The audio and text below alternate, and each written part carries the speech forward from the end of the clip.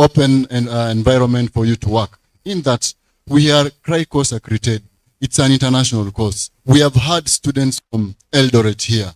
The more we are coming here, it's because you're more of our clients. We have had multiple people here. We have had our graduation end of our last year. I wish some of our students were here, but unfortunately, some of them have already traveled. We also had a student was it November?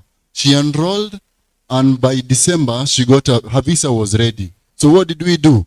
We made and arranged planned sessions whereby I'll request those who are crossing over, we'll just reduce because my mic is now shaking. Okay, we had a student who was already planning to go to Australia, but on the way, you were advised, you are coming to Australia. You are starting your course around February. Once you arrive in Australia, who is paying the bills? Do you call back home again for the land to be sold or property to be sold? No. You can support yourself, accommodation, food, pay your own academic fee. That's the main core business or objective of house care. We are giving you a skill. Don't look at it as a certificate. The certificate we are offering you, it's more equivalent to a diploma in Kenya. Yeah? It's market ready. Once you get to Australia, of some of us, we have friends, we have colleagues, we have relatives. You can't hear me? Or the speaker there? Our technician?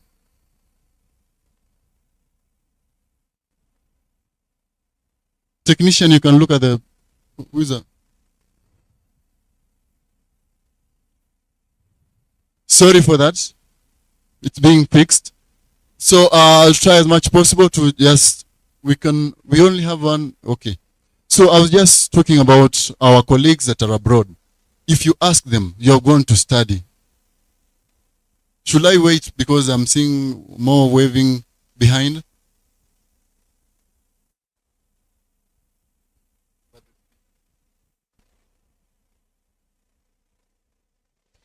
Ruth, can you check for us from behind?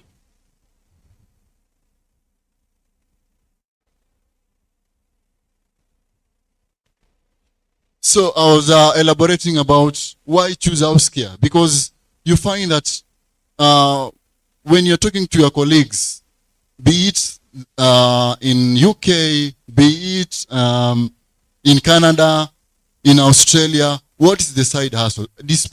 Apart from study, what is keeping them busy? I think Emilia will come again and talk about what do you need to have when you're traveling to Australia. But when you're looking at house care, we are offering currently a virtual classes, as Emilia said, and then face-to-face classes. Why virtual classes and face-to-face? Because we now know that these people are on transit. Be it you have a diploma, you have a degree, you have a master's, and you're planning to advance your studies abroad. So this is a backup. You're going to source out. Immediately you get to Australia, you'll have 2 certificates. I will award you a certificate in Kenya. Once you arrive in Australia, Emilia will be there to receive you and facilitate you. Do a 2 weeks or 1 month practical session or attachment, then you'll be awarded with the Australian certificate. Sio ni story mzuri? How do you find that? Because once we leave Kenya, we are crying about leaving Kenya. Once we arrive in Australia, once we arrive in Canada, once you arrive in UK, because you're not locking out anybody that is a must to go to Australia, but you're giving you a clear chance that we have our college in Australia. Once you get an opportunity and you're 1 month old, because our course is 6 months, and you're 1 month old to the session, we can make an arranged or a planned session with you. We make a timetable, a crash program, and you commit yourself. I will clear this. Once you get to Australia, and then Emilia will facilitate you on your practicals. So that once you are there, you can as well, Alfred will come and talk about that. You can get to Australia and immediately you have your own car. Huh? You can start earning, support your family. That's the core business of House Care International College. Now, we are talking about our classes. Immediate classes.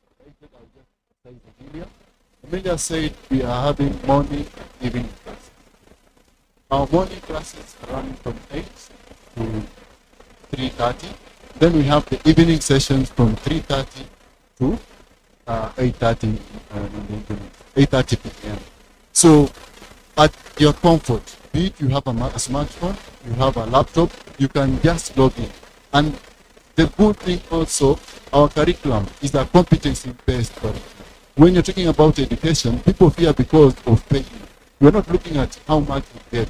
Will you get 90%? Who is the first one?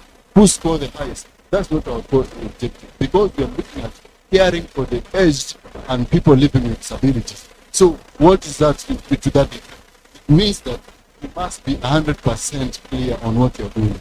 If you're changing or you're assisting a client, enabling the client, you should know that you're enabling the client to perform a specific activity. There's no guesswork. There's no, like, I know a bit. I can just try. No, you must do the best activity that you've been aligned to. So our sessions are allowing you, even if you're at your workplace, we have had people work and are already studying our course. You are already applying for your visa. Start enrolling for this course. Once you travel to Australia, you realize that you are behind time. Your colleagues are there, they're already earning. And for you, you are now calling back home. Can you send me 500,000? I do this course so that I can start earning. But once you're there, you start earning automatically. Support your family, because immediately any relative or friend will get the information that you have left Eldoret Airport. That's money back. A lot of expectations. So we are there, and we know Kenyans, we are good at working extra hard. If you are being paid per hour and you are being committed, Kenyans, you cannot just rest for 4 hours. You jungle around. That's why we're talking about finding DVL for you, perfecting the skill in driving, so that when you go there, is also modeling you. Apart from giving you that course, Emilia is also there being supportive to the students. Because once you enroll directly, you can chat with Emilia. Anytime you feel, we give you her direct number. You can call, you can text, you can share an email, ask any question. Yes, I'm doing Certificate 3 in individual support, but I've been trying to apply in a specific university. Do you have any leads? Can you guide me through? So that's an extra mile. She's also a trained counselor. She can give you like a guiding factor in that we have cultural shock.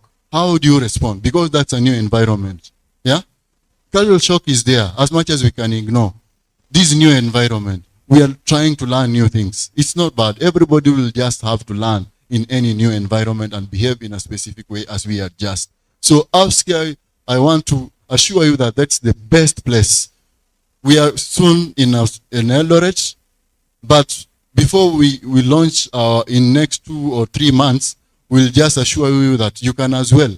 Our enrollments also, we forgot, our enrollments are on weekly or daily basis. As we are here, you can decide and enroll. Pay the minimum deposit, which is the first installment. You are enrolled, start the next Monday. Every Monday, we are starting a new class. We are rolling out our syllabus or our content in a circular manner, in a rotational way. Your first unit, if you join in the second unit of dispensation, then the first unit will be your last unit, which means you'll be covering in your colleagues and every one of you will be living at different durations. And I've said, if you are in a hurry, your visa is ready, the IELTS is ready, you are free, you want to travel, then we are assuring you, are telling you, come to communicate with me directly. I'm in charge of that. I'll facilitate you within 3 months. You'll be done with your course. Go to Australia, do the practicals. We just let you finish the role plays, the theory, then you travel to Australia for the practicals. Sio ni deal poa. Don't look at money. What are the returns? Some of us have done from certificate, advanced to diploma, degree, master's, PhD, but we are working in offices, knocking doors and no openings, right? Don't look at that. It's just a certificate. It's not just a certificate. What are the returns? Will it sustain me? Because I'm aiming high. I'm going to do my master's. How do I sustain myself on the ground? in Australia. I think with that, I will welcome you guys. Emilia has tried to highlight or to address based on the expectation part that you raised. We'll have another session for someone who will give you now the skill-based question answering on what you wanted to know. So I'll just welcome the next session. Questions? Yeah. Oscar Mokosa. For Oscar. Okay. Question for Oscar, alafu twende next person. Umeelewa mambo Oscar umesema? Lakini wacha niwaibie siri. Unajua mimi nikishaleta mtu hapa na nyinyi mnani support, si ndio? Ameja big ground lale osamis mogero le golen gole. Ameja ko sango ndata manis imbakal mauna da. Ona menetwa ge. Ame so sa mole ngao bwa ngama tole na go meja nyigeta ja go ayu.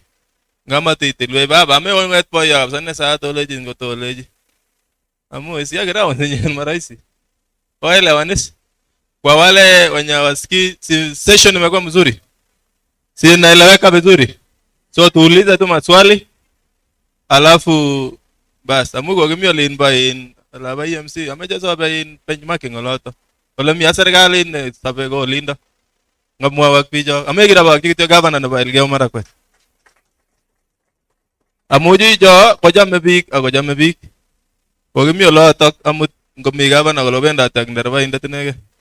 Mami jage okta tiji, mami jage len, mami angot chini ko wejin gaba na ole jito. Reta 20 bob. Kikwa jaga asin, chitu kul ko bye ngasin. Ako nge miyota ole jibi jome ke in iguren mangen as kisirta no ne kimuai ta no negotiation ngin nandi amu ama me ay konai. Ko negotiate ngala jago kase kelen sijui ne ko bua ko yolle kapsa ole bokol lagi ole. Ke kase? Ame ke chi lagi jago len itu angot ole bokol lag sabi ni kol ya ko ne.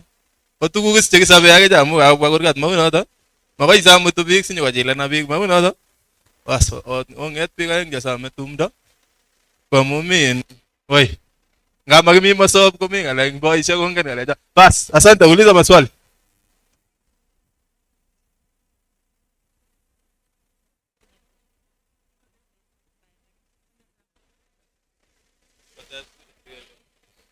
Apa hati kau 6 menit mau irita so kau juga ayah kau buat kara. Nani aku nama ikin.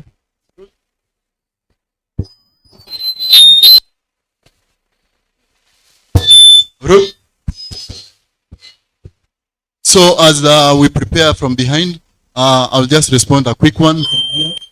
There's someone who is asking, still not getting the content. Like, now I'm going for my master's. Mbona nifanye hii certificate laka dogo? I'm insisting this is a sustainability course. Ukifika Australia, you have landed in Australia, you have landed in Canada, you are in UK. You need something to keep you moving. You are doing your master's. You have not gone for a skill-based labor opportunity. You have gone for academic visa, which means you have gone to study. This is a source of income for you to pay your school fees. You made a deposit. Now you are going to pay your school fees, hostel, transportation, food, cater for everything. This is a backup. Sawa sawa. I will invite questions as my colleague will be giving us the exact figures that the CEO has decided, because he has said, Eldoret, you have been giving us most of our clients. We can appreciate Eldoret. You are the best people we can count on. You have been giving us the best team, and they've been too supportive. She has decided to give us an offer for the Eldoret team. For the people who are registering today, Monday is a class, you enroll. He will be talking about that, but let's invite questions.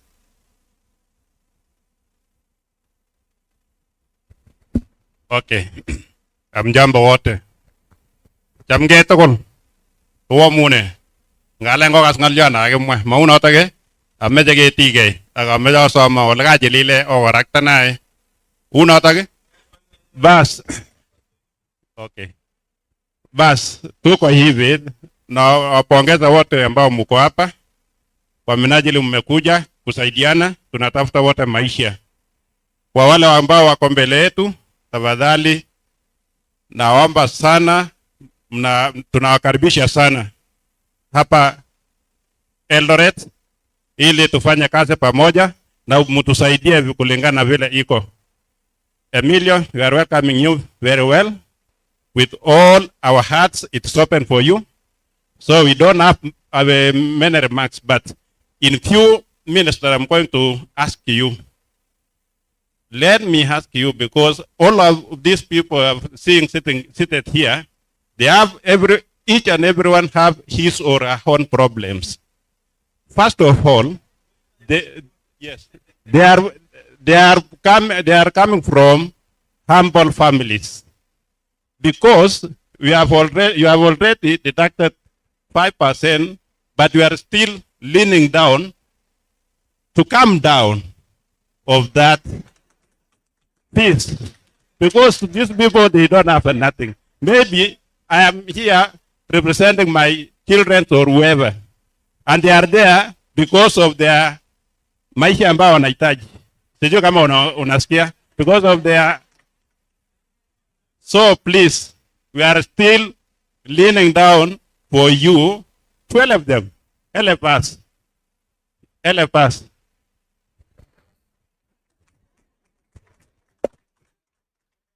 Asanteni sana for the welcome. And I'm loving the Kenyan culture with bargaining. Now, let's talk. Okay, how many people are you bringing to me to get the further offer down? How many enrollment? You know I'm Italian, right? We've all 1,000. Can we take this in the video as a proof and record? You know, we'd be happy to talk about that further. We'd see how many we get. And then we talk with James and we can organize something. We're open to that. We're not here to make money. As I said, the owner of this college, she herself left to look for greener pastures. We're not here to make money. We like to see people grow and make it. Yesterday, we spent a whole day in the other side. What was it called? E10 yesterday. The governor was there talking about the youths, getting them to grow.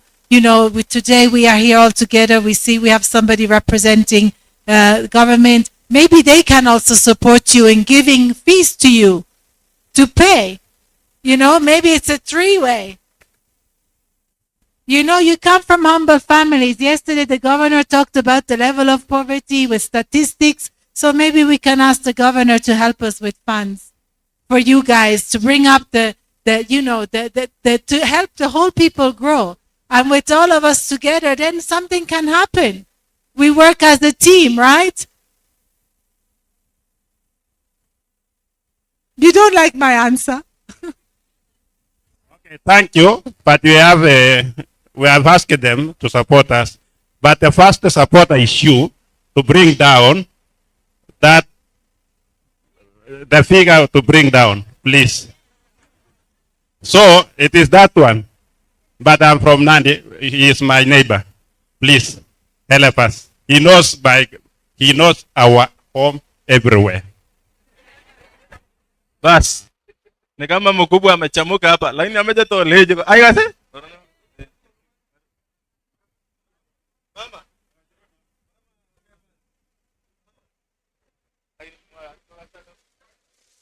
Bas, asante. Ngasom gouni, chamanikab Jehova, sikobit keyai translation. Sini sawa sawa. Ai ngakole omeche in mami chi netos translaten komwachi. Asante. Kameche amwa kouni.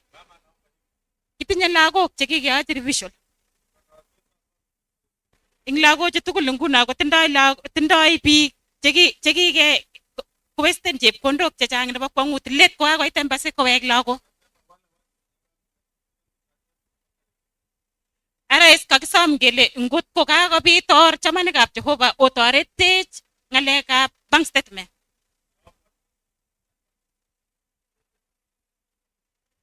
Notok netai amwangen ale lagochu tugul chu kotindoi chekikoba kikowek kokasom kityo ale kilyon ing ng'alekab bank statement sikobit kikochi chepyosani konet amu principal nende.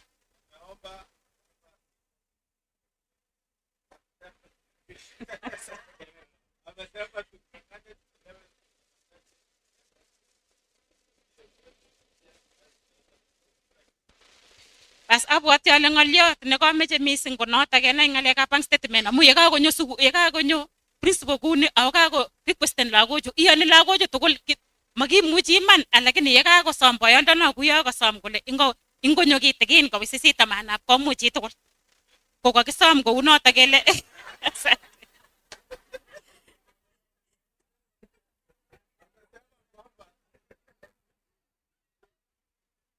asante.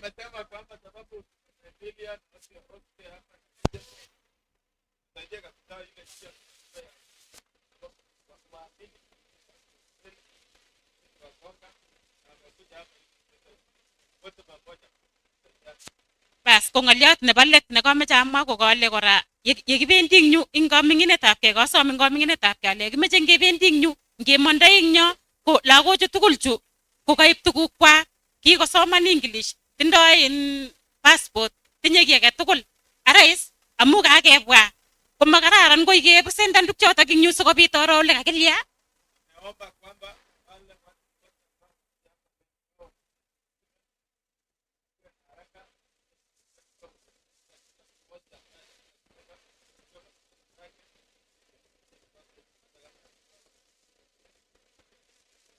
Ngobirok Jehova.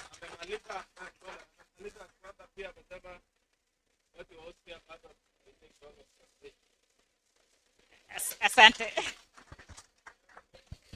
Okay, thank you, Mama. We have a mic there. Ruth? Okay, just a minute. Ruth? Hello. Uh-huh. I have a concern.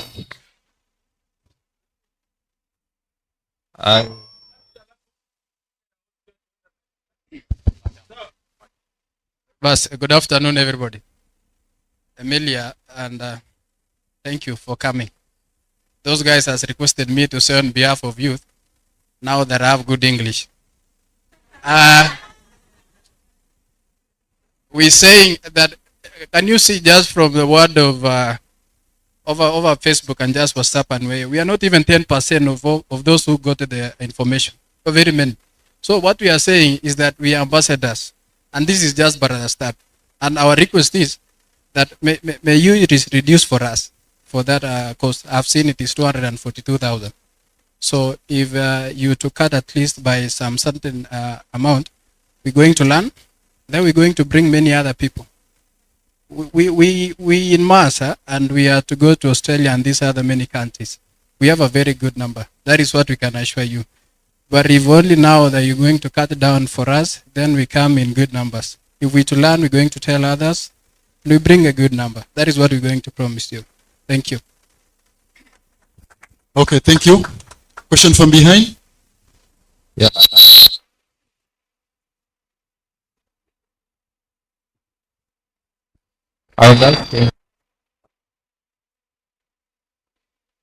I'm concerned.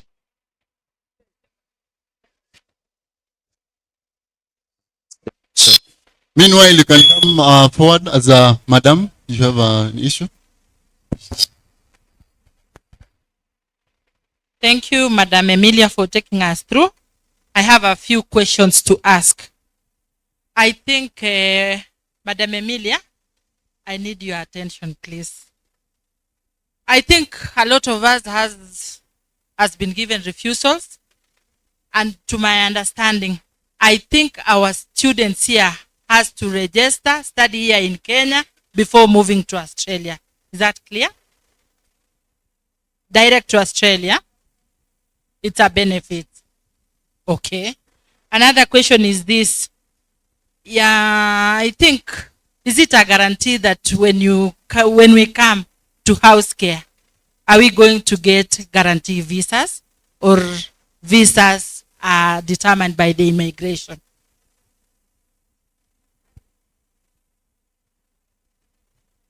Bas. Kabla tupatie. No.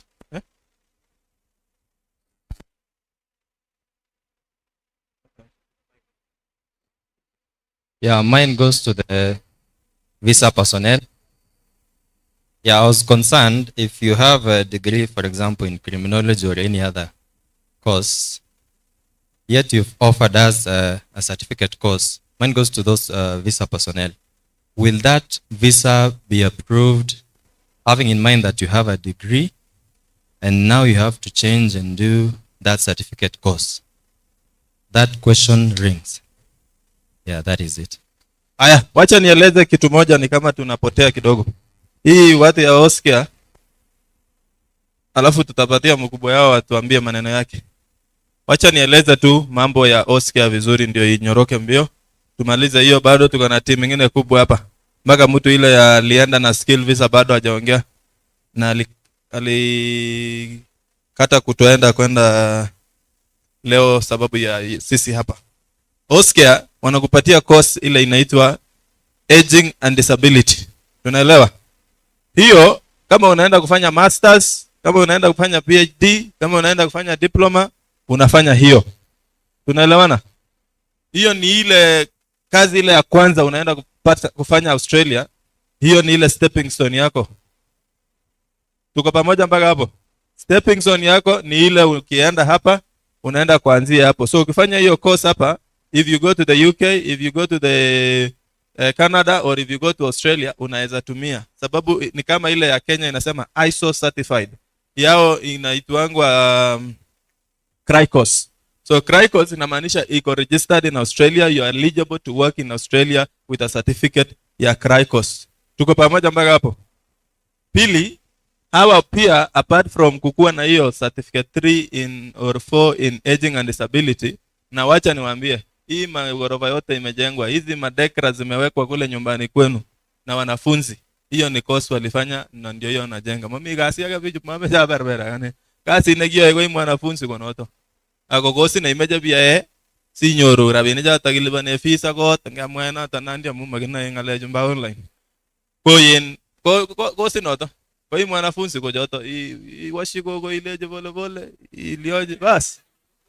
Kung tilil ko na baulin matilil ko na bagaoli amu kanyoru dola yan. Kung giya ko kala yaljevits ko nangungi mut kwa kanisa Jumapili. Ma tililit ko kumatilil na baulin na baulin. Kumi makosa. As. Aya. Ne boyeng. Oscar kotindoi kora ngalek chokikure pole waltu wa salamu alaikum pole. As. Oscar pia wako na maneno ile inaitwa diploma courses. Kwa maneno ya social work ama inaitwaje hii diploma of community services. So kwa hiyo sasa unaweza maliza course yako hapa Kenya ile ya aging and disability na una apply sasa kwenda kusomea Oscar kufanya sasa hiyo diploma in community services and advanced diploma in community services. So that is where the visa comes in.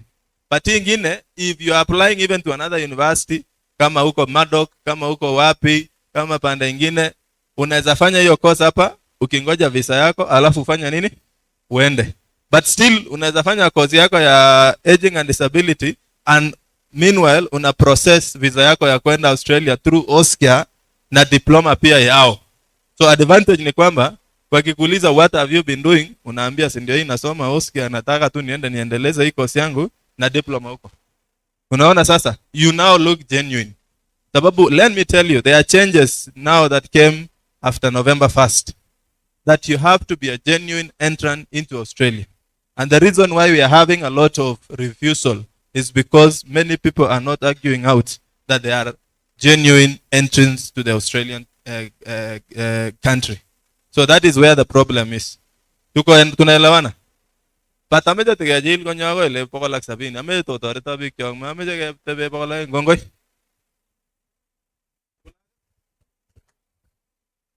Thank you, Alfred. Pamoja na sisi amefika ni Sister Claire wa Assumption Sisters. Yeye ni mwalimu kule Perth, Western Australia, place inaitwa Broome. Amesema pia atafika siku ya leo ili aweze kuja kutueleza mambo ya huko Broome inakaa namna gani. Sasa kuanzia penye yeye yako na mimi tuko state moja inaitwa Western Australia, lakini from Perth mimi naishi karibu city, yeye anaishi sasa reserve. Anaenda na ndege another 2 hours kwa ndege. Sasa hii ni mtu pia inafahamu shike yeye koti sababu ingen ngal nongen bi ap kanisa ole ngola Salaam Maria gelen wa yote bijo orete. Akole kora ingen ko ngomwa kokoito recommendation kole biik cho atinye lakwa agenge ne chilat eng mahali ingen ko tokoi kekoshin sister kosir Alfred nebo siasa ak ngalechu maunoto. So amesi ko sister sikomwawech yeye ni mwalimu na pia anafanya PhD katakirabakini. So ikatae kityo sister sitiketestai kityo sikekas ngalekuk baadaye.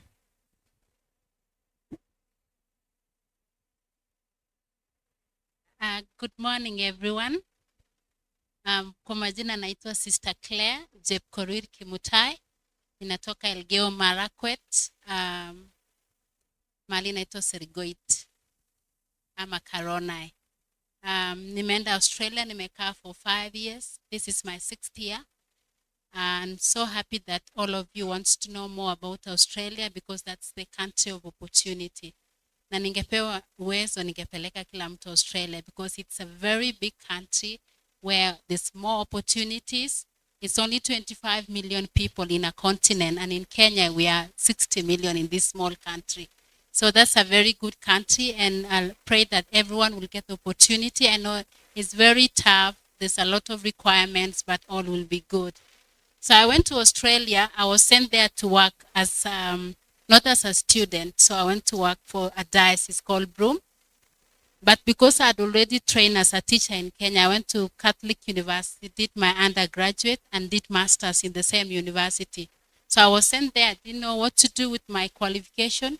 Because Australia, I didn't study there. So I was just going with my papers, and I stayed there for 2 years working as a teacher assistant. Teacher assistant, you go to class, they don't recognize your qualification. Hawajui kama ulienda shule ama hujaenda, but they'll just send you to class and you help the teachers to teach them to organize materials and everything. So I didn't know anything. I didn't have the information of how I'll use my qualification. So one day, one of my friends said, can you go to Teacher Registration Board of Western Australia and ask them, what can you do with your qualification? Now, just from Australia. So I took my qualification, took all my paper because I had diploma in early childhood. I had degree in education, biology, geography, and I had masters in geography and environmental studies. So I took them, nikawapatia, and I paid like $500. They assessed my documents. And then after 3 months, nikaambiwa it's equivalent to Australian because I did sciences. So wale wamesoma sciences and you're going to Australia, even if you have history and Kiswahili, they'll still assess na waone kama inaweza kusaidiwa. So after 3 months, I was given, you can go ahead and apply for registration in Western Australia. Sijaenda darasa ya mtu Australia. So nikaambiwa they need the proof of teaching practice. I went teaching practice Mother of Apostle Seminary, so like 10 years ago. So they had to look for my papers and all everything. Na nilifunza Singore Girls, nilifundisha Turbo Girls, nikafundisha Mercy Girls, Kipkelion. So they need all the proof that I taught in those schools. Then after 3 months, I was given registration. So I'm now fully registered teacher in Australia. And so I can teach Australia and New Zealand or any other country because of my qualification. But kisa ilikuwa ni English.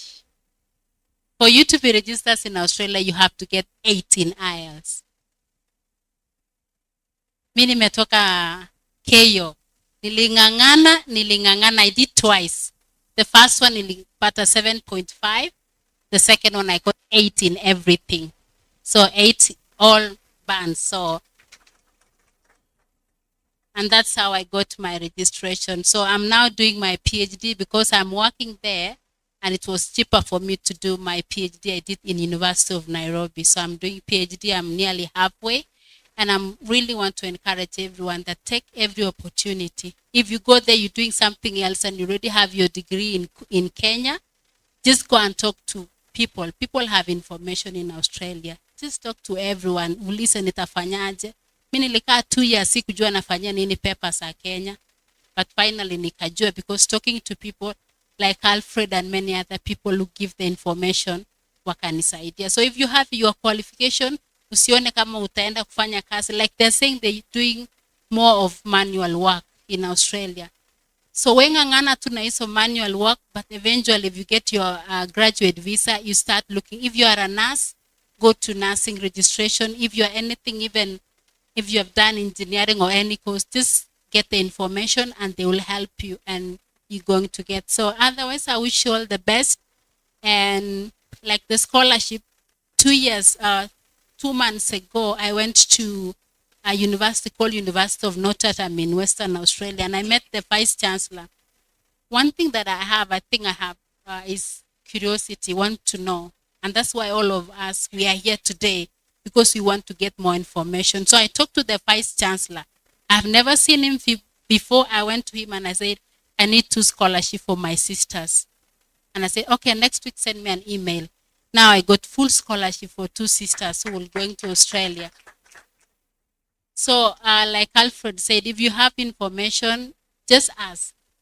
Huwezi poteza kitu kwa kuuliza. The answer might be yes or no.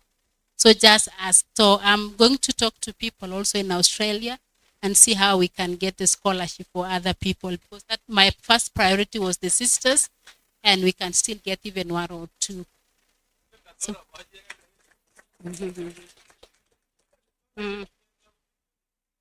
yeah.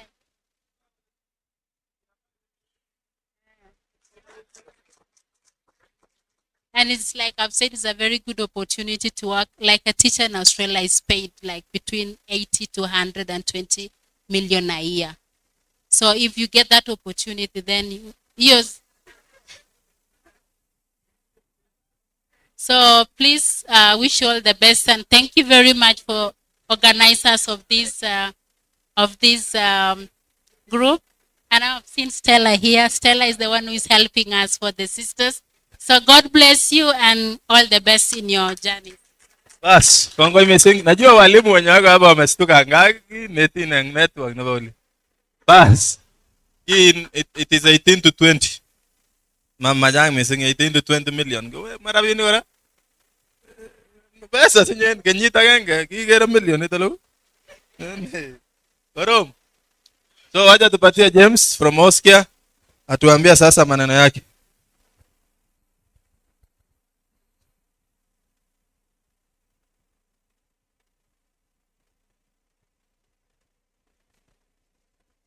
Thank you so much. Good afternoon, everyone. My name's James Kamau, and here are my colleagues. Emilia has talked much to you, and with us we have come with Madam Stella from the Immigration Office. So we as house care, we don't deal with any matters to do with visa. We are not here to lie to you, but we have brought in with us a team that we can work together and help each and every one of you who needs a pathway to Australia or to any other place that they want to be. Little history about house care. The CEO of House Care International College, her name is Veronica Mwihaki Mumira. She left here in Kenya 20 years ago and went to Australia and did nursing and midwifery. And later on, she ventures into her own business and started a company known as House Care Group, dealing with aged care and disability and nursing. Okay? Later on, she thought and focused and thought of her people in Kenya and said, what can I do to my siblings in Kenya and give something take home? So she's now back here in Kenya, giving back to the society. That's how she came up with House Care International College. To do what?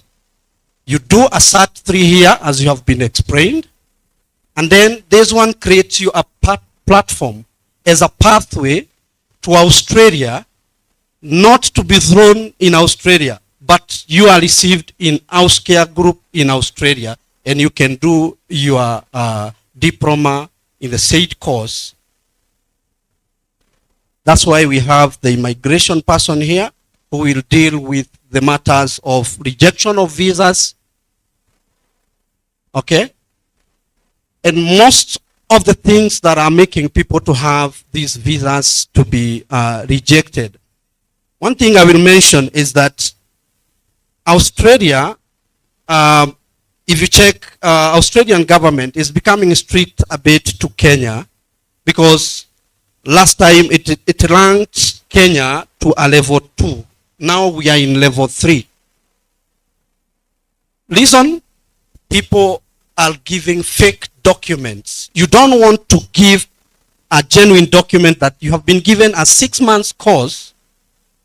You just want to go fake your own certificate, present them to the immigration offices, and you think that you will pursue.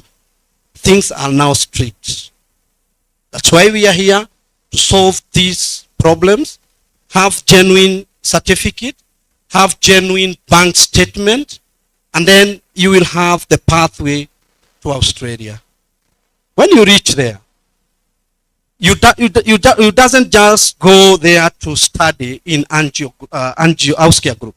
The Auscare group, you will be there as a student, and at the same time you are earning. So Auscare group employs you as you are studying. How is that? So you don't have to call back home pushing your mom, or few dollars here to eat, few dollars here to parent.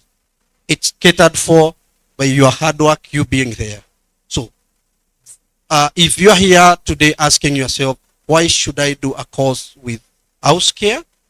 This is just a simple text that it's a pathway to your lives in Australia. So the issue of visas, I will leave Madam Stella to speak about them. But the only thing that I can mention last but not least, you are complaining of the fees. I can hear is a capital, yes. Okay. Let me use the simple term that you are requesting the fees to be reduced. How many here today are ready to enroll?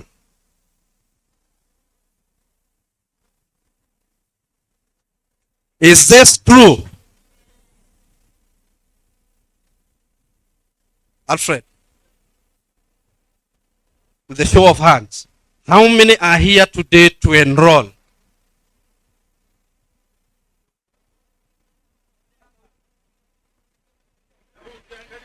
This is the enrollment figure that we expect here today. I will not mention anything about the figures. What I will mention in, with the show of your registration here as we finish this event, with the collaboration of Lanson's Foundation, who is Mr. Alfred, together with our CEO, who is actually held up somewhere in Mombasa, doing some very serious activities there. We will come up with something before the end of this program today. The only thing I need an assurity from you is that you will get certified documents to present to Stella. To us, we will give you the certified document, which is the certificate. You get a certificate here after finishing your 6 months course. When was the graduation? Yeah, on 15th of December, first lot. You remember last time we were here in Sirikwa, we talked about Auscare, and many people just saw as if it's a game. 15th of December last year, we held our first graduation, and part of the team has already now gone to Australia. And others are in the process, through Stella, taking their leave to Australia. So with a show of hands that you have requested these fees to be reduced, I will talk to the CEO with collaboration with Alfred, and then we will see what we can be able to do here.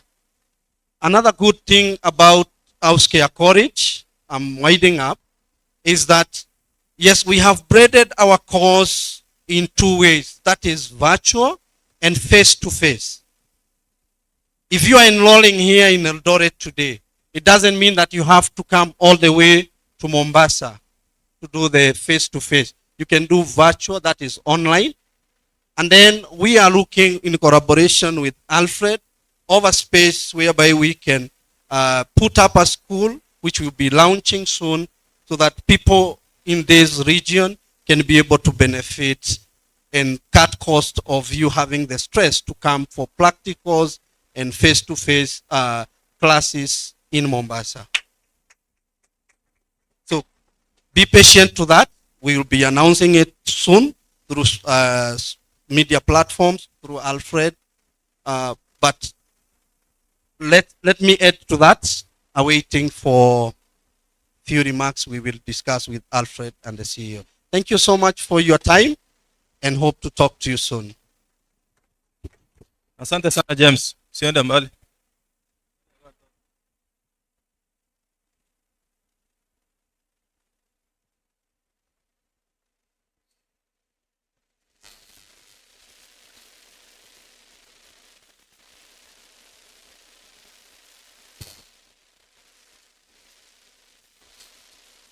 Hello.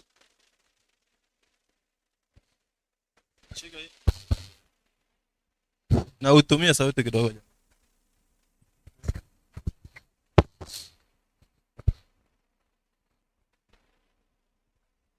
Hello. How are you? If you want to enroll in training in college in Australia, people with disabilities have challenges. But I'm asking if is it possible you can help the deaf, the people with disability during the registration, for example, in training there in Australia.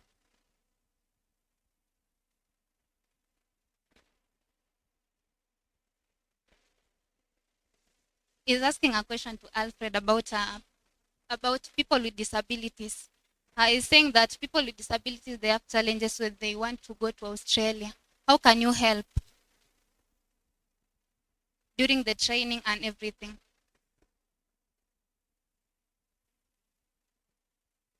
People with disabilities. Yes. Soon.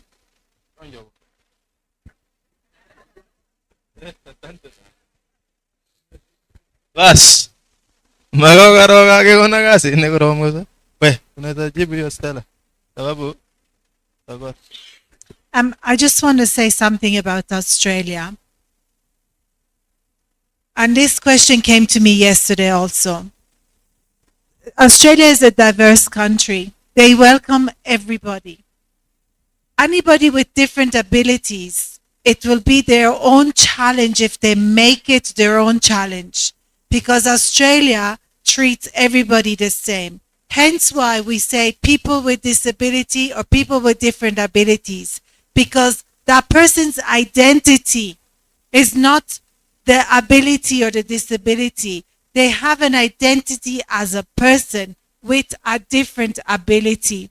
Every college you enroll in Australia must legally have a student support service that will support any students that need further assistance, whether it's different abilities, whether it is literacy, whether it is mental health, whatever it is. Now, regarding the visa process, I will let Stella add to that, but it's possible. The abilities or the different challenges that you have, you yourself make it your own obstacle or a challenge, because Australia doesn't mind.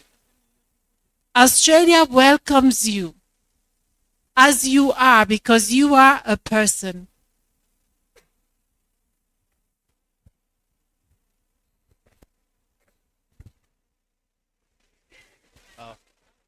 Si tumemaliza. Si nimejibu. Mr. Alfred. Natupigia makofi zameni sababu Hiyo swali haingefika hapa nje kabla kama na hiyo. Nashukuru. Mr. Alfred, let me just add a bit. When it comes to the visa process, if you have a disability, as Emilia has said, the visa officer will not discriminate or do anything against that. As I said, to them, you're just another person, just like any other. The only thing, remember, you're not an Australian citizen and you're not a permanent resident of Australia.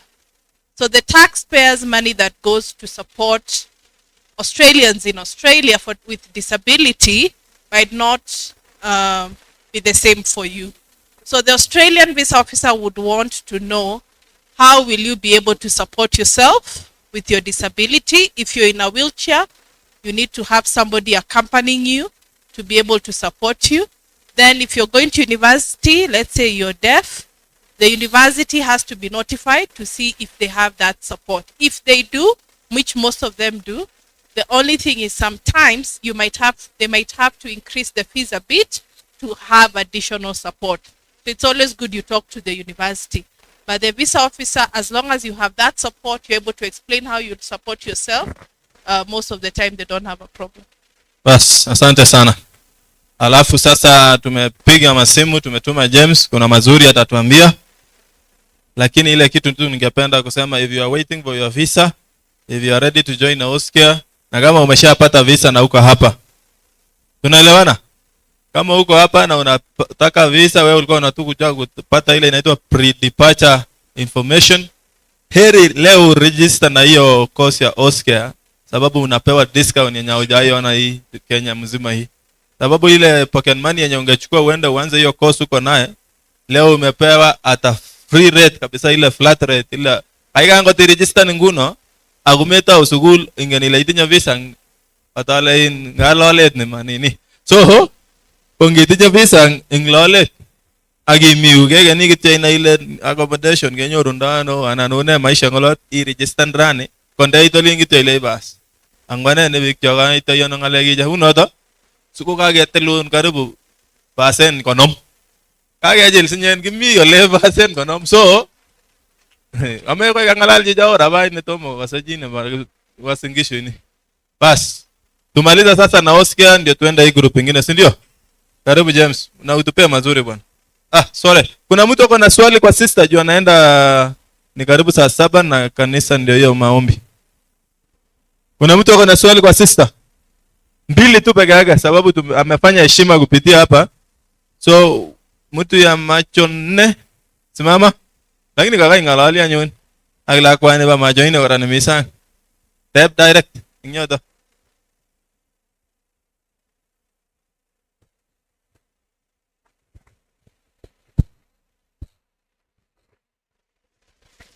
Hello, sister. I just want to inquire. You said that you didn't go to school. You just went there to work. How did you go about that?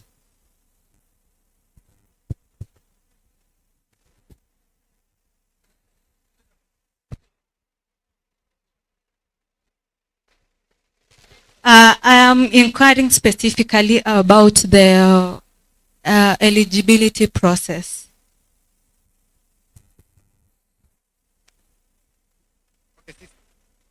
Sister, my question is just sample request. There's okay.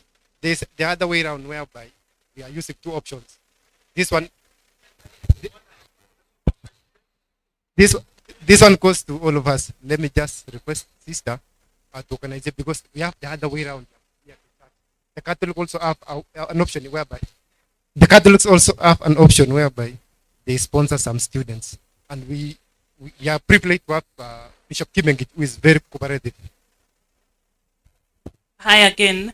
I'm a microbiologist, but I'm interested in tutoring. So what course can I do, or what is offered that I can do that will enable me to be a tutor, but in the microbiology section? I did a graduate degree in BSc in microbiology, but I'm interested in tutoring. Yes, I would like to know. Let me answer the first question. How did I go to Australia? I went through the church, through the Diocese of Eldoret and through the Diocese of Broome, but I was sent as a pastoral worker. But I went there and I used the opportunities to get the job there. So that's why. And then another question is how the church can support people. I think I will inquire on that, on how we can get the opportunity. So at the moment, we are working to get a permanent residence. The sister's already there. So we can get the permanent residence. We'll see how we can support. Because it's easier when we are Australian than being on the visa there to invite people to come and study. So hopefully when we get all the permanent residence and visas, we will see how we can help. Swali ya mwisho. Jababu amefaa green. Waja tu aulize. Okay, good evening, good afternoon, everyone. A question to sister. You said you are given 2 sponsors for sisters. Can you get for priests also? For gender balance? Of course, the first priority as a sister, I will give the priority to the sisters. And then after, I'll get the other for other. If I get more, then we'll get for more. But there's also other opportunities for the priests if they can get. Huyu hata huyu anavaa suit na ameharibu. Unaombea priest mwenye ana watoto, ana nini? Unaombea raia wenye wako crown bwana. Nama namna gani? Ama ambie priest mwenye wako huko atuombee. Kimuti bateri niko boli anangetu kwa sawa iwezi ngoni. Jumu aje. Karibu bwana. Thank you so much. Thank you so much. Yeah, questions will proceed. Pardon? Oh, okay.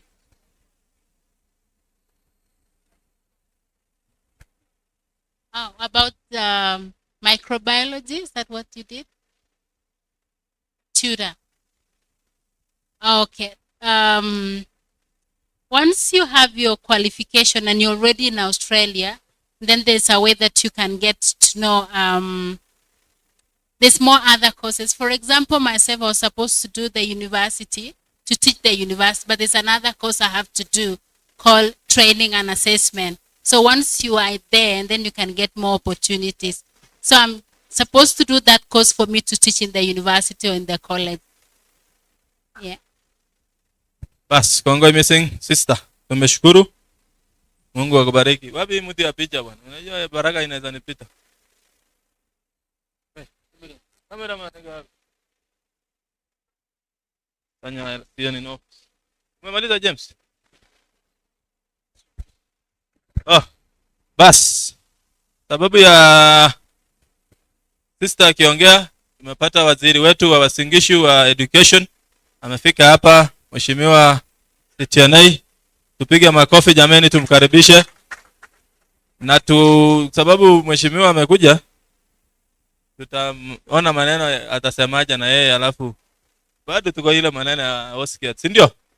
Kama ataona atapiga simu apigie mkubwa, bado afanye mambo through mheshimiwa, sitakuwa sawa. Ama namna gani? Ama ile maneno yenye Emilia alisema county ikicheza kama wao, si atatuambia. Kongoi, karibu mheshimiwa.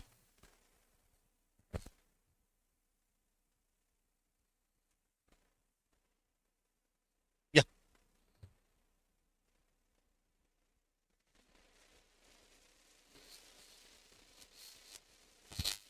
Back to you guys. When I was here, I've told you I'll make a call to the CEO to discuss about this issue of money. And she has not resisted. Those who has the brochures, we had this fee structure totaling to 242, 250. Okay. So when we started, when we saw the number which came in here, she gave in a further discount of 5%. And then right now we have discussed with her and she has added another 15% discount for those who will enroll today. So first 50 students to enroll today will get a further discount of 15% that is coming to a total fee of 150,000 from 242. This is the procedure. I'll have a desk outside manned by our marketing officer, who is Madam Firis. Firis, you can stand up for them to see you. Firis is here, together with Chris Kasiba. They will be based on this corner here. Come forward, 50. First approach, 150,000. Thereafter, maybe after the 50, we can still discuss for the rest, which is say 10% discount to the rest. But first 50, 150,000.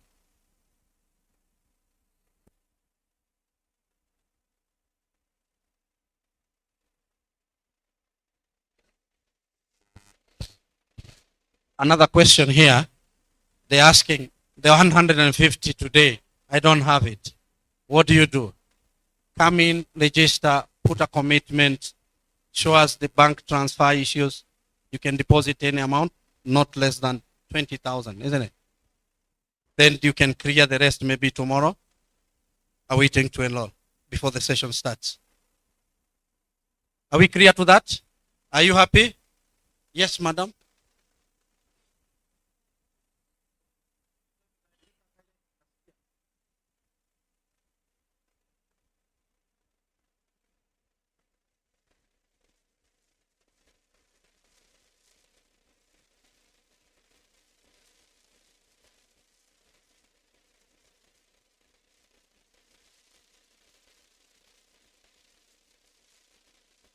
Your question, come again with your question. You're saying you enroll here in with house care. You are already done with your Cert 3 with house care in Mombasa. Just imagining. Okay. It's okay. Come on. Ask.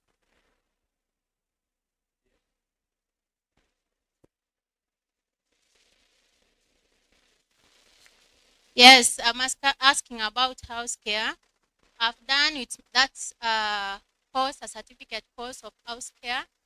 Now, my question is, when I'm planning to relocate to Australia, am I supposed to look for a fees to continue in Australia in the same house care course? Or I'm supposed to look for accommodation fee, flight, and... Yeah, kamwa ngutit ko kameche kelewan tugul. Angot ngiro mama na kami, mama maielewan ninyo noto man. Kamwa kutit kabisa ale ngalekab diploma ko ter. Ngalekab yaing Kenya ko ter. Ngalekab accommodation koro ko tuguk che matinye usikia, matinye koro korik bichu angon ni maana ala manyano. So ter kila kitu jameni. Let us be genuine and sincere. Because we want to sell you things that unaelewa. You do your diploma in your certificate 3, it is a separate entity. Chuka getete anip ko 150.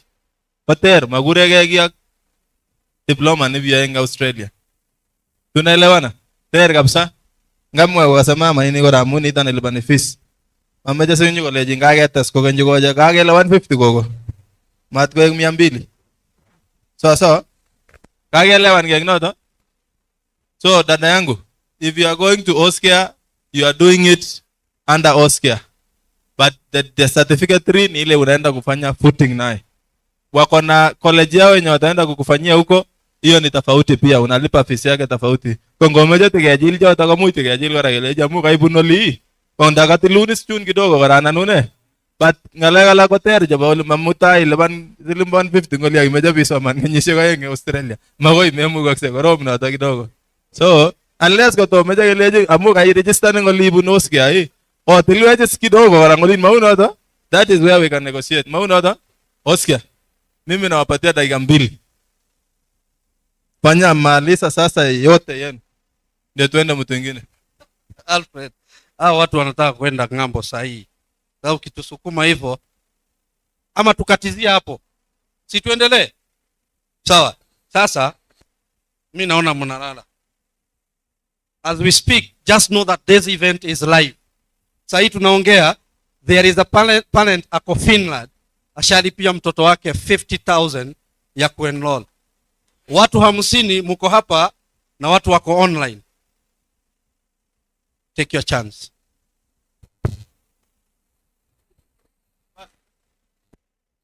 Bas, kama kuna swali lingine ya Oscar, tutauliza kwa hiyo Q&A baadaye.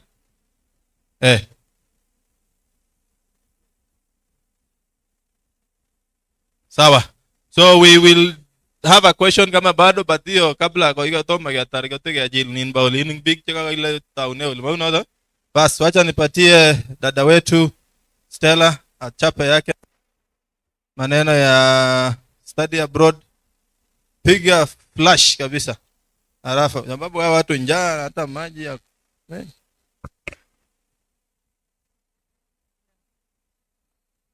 Asante sana, Mr. Alfred. Thank you, Oscar, for inviting me. I really do appreciate it. Asante sana for coming. So my name is Stella. I'm from Uni Abroad IELTS. We are an IELTS official test center. So kwetu ndo mnakuja kufanya IELTS. We are usually based pale Daima Towers. And our office manager, Ruth Jerop, anakuanga hapo. And we also place students to universities abroad. So there was a question on the rejection. Why are the rejection rates gone up? Yes, that's right. The rejection rates have been going up. One of the biggest challenges, and this is factual, especially from Eldoret, is fraudulent documents. Fraudulent documents, I mean fake documents. You're faking your birth certificate. You're not you, I'm just the person. I'm just giving faking birth certificates, faking bank statements, faking your academic documents. So there has been a huge, there's been a number of applications that are coming from this area and are using fraudulent documents. Last year there were some rogue agents that were visited by the Home Office. So the Home Office are the ones who process visas for Australia. So the Home Office, the visa officers and the people from the Home Office visited these offices because they noticed a lot of fraudulent applications coming from these offices. They literally boarded a plane and came here. The reason why they came here is because they want to stop it. They want Kenyan students to come. They love Kenyan students. But the more guidelines, uende ukae chini pahali, uandike kama composition. Si tulifanya composition sisi wote. And then hawataki story, hana time ya story. Just 1 page is enough. You don't need to do 3 pages. Zingine wanafanya 5 pages. Nobody has time to read all that. Yeah? So 1 page. Ata to the point these days they are saying only 300 words. So they want you to go to the point and deal with the issue at hand. They deal with so many applications. Akona time ya kuread storybook yako. Ana. So please, the SOP is the most important document. Unapata student anasema, I'm going to do a diploma na akona degree. So the visa officer anashanga, unafanya diploma na ukona degree, unamaanisha nini? So you also have to show what is called projection. Una move from certificate, unaenda diploma. Una move from bachelor's, unaenda master's. Hawezi kuwa unarudi nyuma. So you have to show progression. So the biggest issue here, as I've told you, the rate has gone high because of fraud. Another issue is because SOP, muna copy paste. You can tell huyu akuandika hii SOP. Na hata kama, of course I don't advise it. Hata kama umeandikiwa, don't be that lazy person. Hata usomi kenye umeandikiwa. Si mtu usoma una confirm. Unasema hebu nisome kama huyu mtu ameandika facts or not. So it's always good to be involved in the process. So if you've not noticed, because of these high fraudulent cases, some universities wanaanza kukua strict na applications. Right now, like Deakin University, ndio uapply lazima uende kwa Ministry of Education, you get your documents certified. Uende kwa birth and registration, you get your documents certified. I mean, it's a long process. Na tukiendelea kuoneshana vitu fake, they'll treat us as if we are not a priority, and we don't want that. So please, people, let's not do that.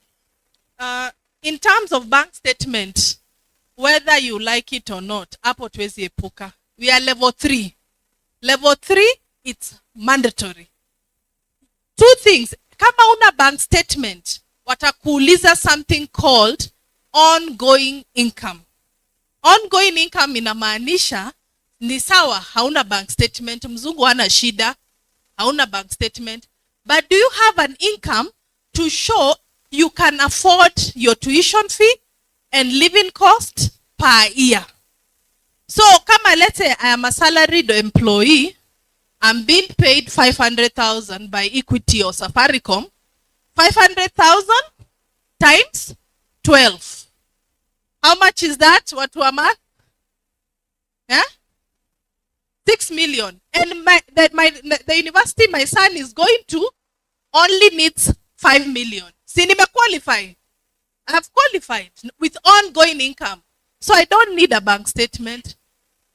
But the problem we see in this area with ongoing income, we understand most of you are in agriculture. So, mimi ni mkulima.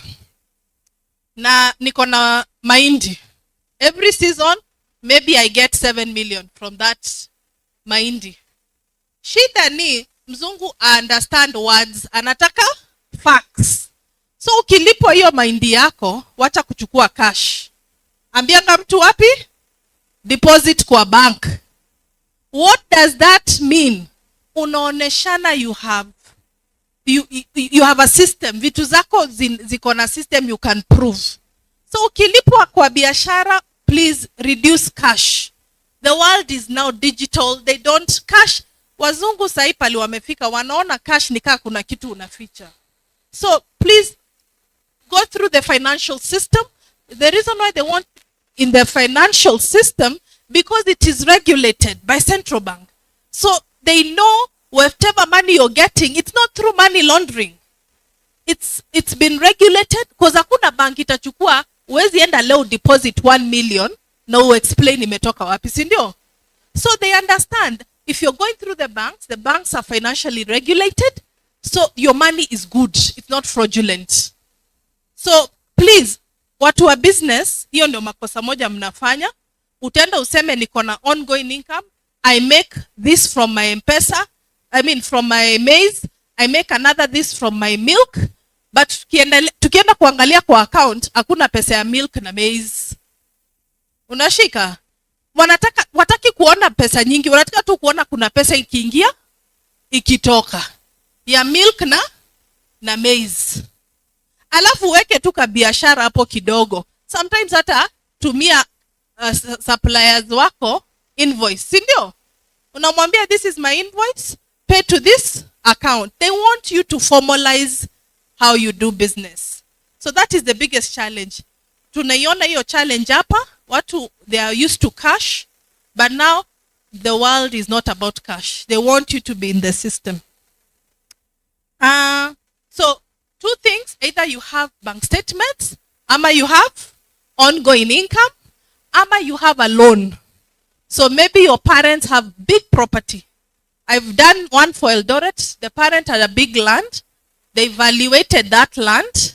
That land was worth 50 million. The bank gave them a loan of 10 million from that land. That is okay. Bora the loan is a education loan. As enda pale andike business loan, visa officer hiyo atapana ni education loan. So your parents can take an education loan against their property. Sindio? But iwezi kuwa fake, lazima ikuwe ukweli. Ionekane ndio hii education loan, ndio hii imekuwa approved, ndio iko kwa account. Sawa? So I don't think kuna kitu sija miss. Hapo tu kwa age. Yes, age is important. Now, most of this age thing, it's because when you're going to Australia, They just want to see it's part of the genuine student requirements.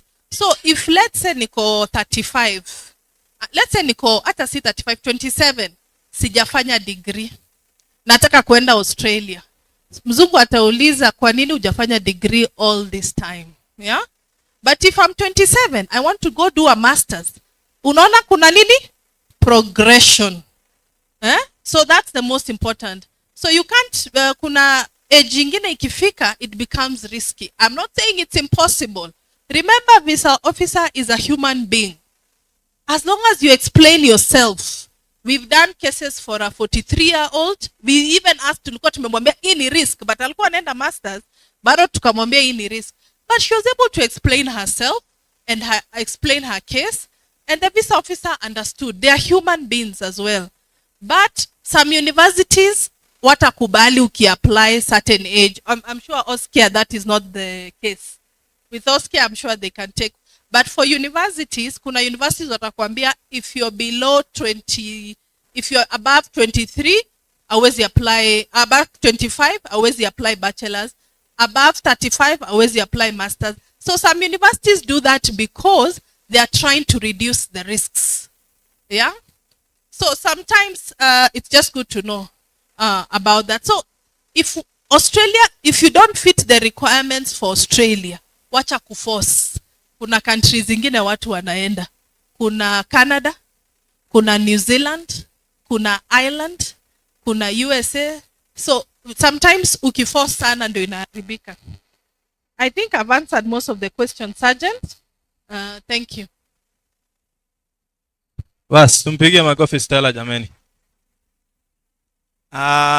Sababu Stella ameongea na mimi niliambia ugoja Eldoret, na sababu umekuja through Sergeant, ile watu wote wanapitia Sergeant. Ama hata kwa batelis lakini mamis. So, meje tigir work chinoto. Kena gele kimeje ge regulaten kora universities chebwano kena gele CSR ne gone. Ngotko magone jangot chita agenge kokakomut biik 10 kotikebaki. Bakat makoya we kwa Sergeant. Kibendi as a community, kibendi as a county. So Waziri, with all the permission, if possible, this university is coming to Kenya. They should also give us some CSR programs. If they take 4 students, or if they take 10 students, they have to give us at least one from a humble background as a scholarship, or even 70%. Maunota? Amu izmi lakwe ngonyor A. Kuna mtoto amepata A ya mtu kabisa, unajua mtu tulimchangia angekuwa shule yote kuanzia form 1 mpaka form 4. Amepata A. Lakini sasa kwenda university hata Kenya ni ngumu. Hao watu wakitupatia tutakuwa tumefaulu. Suko higis kagi jagale nesin kagi tashika gari gatumet ne pass. Ya tashis gele jara o mutisnita. And we want to know that this university is coming to Kenya, marketing themselves. These agents, what are they giving us? Seriously. Look at this ones. Wametupatia free registration. The rest of the agents that we have, what are they giving us? Kwa ina mungare ta ba? Iya nat kuno to. Angon na mungare ta jita. Ara kaya jitang munare kaya ni magomujige. Magirira angot ke lara ke liaje ni biju. Ameja iwarane ki ambu inyor we lata agents chemiunda chemi Eldoret. Patamwa jago gibi kityo jagi mistare jagilen magegi. Keti mejep kiam gain mwisho agotigioni. Misaita genge na magat kian gegele. Pik choga gain mwisho. Agemeja ukweli na haki. Agemeja ke sabche tugul agore na bage sabche tugul ko gebe tugul kibagenge. Mauna kimeja as ne muwakse.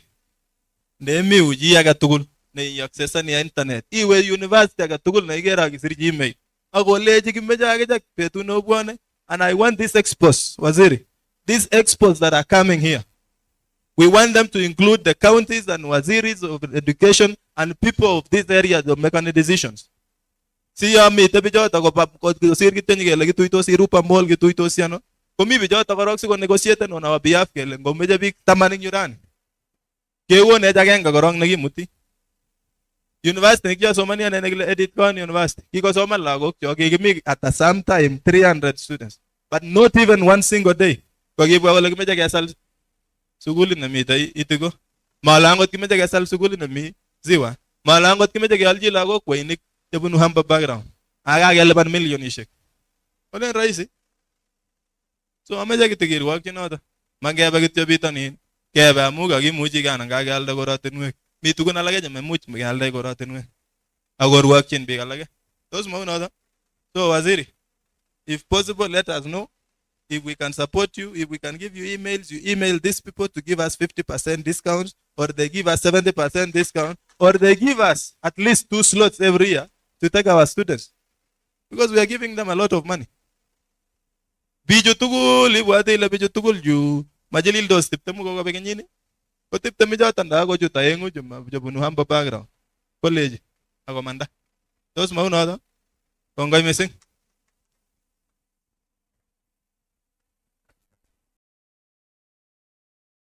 Moment kakobaun mayek ko korom. Chumbechu ko mayek ako melech nejin ano. Mejin ano. Ejin moet. Kiame logoi wine cho kere ke wine ake ngalali ke amwai mungaret. Kwache ke meche kabisa nekiep keutye kele kangochi kilen kityo. Ama nengung emet kai. Emet ne korom ne biji. Emapchi angon da kaiya ku citizen netya. Kotige stripenin ak citizenship notok. Amu nguma nengung ka kai rabai lakwani. Kilanye na rubi. Nguma nengung ka aga biborien kot ko jaba olotok. Jesire mama nengung kenyisiek oeng. Ikweri injinisiek ilen tiondo lorisiek ilen kityo. Mutai kotomo inyoru kornotok kanekit inyoru kartasisiek. Ilal kityo kole kele ngabang'o simet nekenome angot nekabirun sigindengung. Ile sini mama yangu kuyo kerasu. Koleito kityo. Kameche kobira tinget bwana. Koit police. Akele domestic violence. Kameche kityo kobira mami kiy age. Kenyisiek 4 chekiruchi gogo my friend. Kobendi kunoto amatitye sukul nebo chi. Inyo kas, ko joto kas okase kelen tomo konyo nebo kabanum amu ngonyo kosiru kityo yapon makosikyin kowek. Kolen konyo kaa oli kobwat kole pkole inano engit Kipkirui. Ingot chebet nikicham kemi tugul ground. Chito nikiomi tuwai mara kiyai diploma akotoi ngwai ng'alekab pikipikit. Ipkotekchigei kotab batit agenge. Ko inye inyone buch akiwe kenyisiek 30 emetab sang. Kito kityo ake nameche kusisitiza ni kwamba mtoto akifika pale pia uweze kujoin groups. There are groups of the Kenyan community, there are groups chaba communities, chaba Kitwek, chaba Kikuyu community. Ojutorito loto. Tuingie huko ndani. Ili kitu ikifanyika na wewe pia upate support. Na usikae na watu. Sasa hata kama uko na problem kidogo notoli hapa nyumbani patuko, at least una support system ambaye inaweza kukusaidia ikupatia nafasi. Mimi nikikuwa Australia nimeweza kupoteza watu wangu 2, 3. Kwa mwaka mmoja nilipoteza ndugu yangu na bibi yake safari moja. Lakini wale watu walikuja kusimama na mimi, nikajua maana ya kukaa na watu. Siku ya corona ambaye wewe huwezi travel, but watu walikuja zaidi ya 100 kukaa na mimi kila siku kwa wiki 2. Sababu ile urafiki tumetengeneza, ile undugu tumetengeneza. Kuna watu wakishuka hivi wanasema mimi sitaki maneno ya Wakenya. Wewe hutaki maneno ya Wakenya? Mbona umekuja hapa siku ya leo penye Wakenya wako? Ngonyor jita siling aeng somok kityo. Amane si iko lasin siling aeng ak somok. Sumutai ile mameche ngalekab Kenyans. Mutai kenyoru jita kakobutyi beek. Mutai kenyoru jita komengis mi lagokab kaa. Kamwa noto kutit. Makutit ake kaa nebo Kalenjin. Chimakomi kotinye korik chemenye. Tingap kiyoku simet kebiru simet Alfred bwana. Mi jito nekekure Kipng'oyu. Menye beach kakosatan koroito no. Matenta ngot kawai ole timdo kole akochop ole mtebe kityo yoto. Morori asinye report. Ako chito nikikiam missing nyu kele situn kosopcho biikab kony olinywane. So ngesochi lagok cho kora komi bitonin. Ako kit agenge wazazi, kama umetuma mwanafunzi, make sure you follow up. Make sure that they send you ile kitu inaitwa report ya shule. Wakimfunga tu shule hivi ambia shule results zilikuwa namna gani. Chang lagok watoto wengi sana wakifika semester moja ile fees tu peke yake yenye walilipa nyumbani. Wakishamaliza hiyo ripoti ya shule na kila kitu imepotea, wanaanza kusema ukisikia tu mtu amesema nimeenda Sydney, nimeenda Melbourne, ametoka penye alikuwa, kama alikuwa ameshuka Perth anaanza kuambia nimeenda mahali fulani. Ina ile ya report. Ita ujenge ronok chigileji huyo mtu kwa namna gani? Sababu ukisikia mtu ameanza kuhama hivi inakuwa ngumu. Maneno ya pombe ni ngumu, sababu hata kama pombe ni kweli umekunywa, lakini ushikwe tu na ile kitu inaitwa drink driving, hata kupata permanent residence peke yake inakuwa ngumu. sababu hiyo inaingia kwa system. Inaonyesha Alfred aliwahi shikwa akiendesha gari na alikuwa namna hii na alikuwa intoxicated. Wanasema huyo mtu is not a responsible citizen. Hata kama uko na permanent residency na umepatikana mara 2 na hiyo maneno, hiyo wanaweza kukutolea. Wanasema you are not a responsible citizen. So the moment umetoka hapa, jameni, jaribu kwenda kufanya bidii. Walgei agi walga. Nyobororiet baadaye. Tos mauna ito? Walgei agi walga.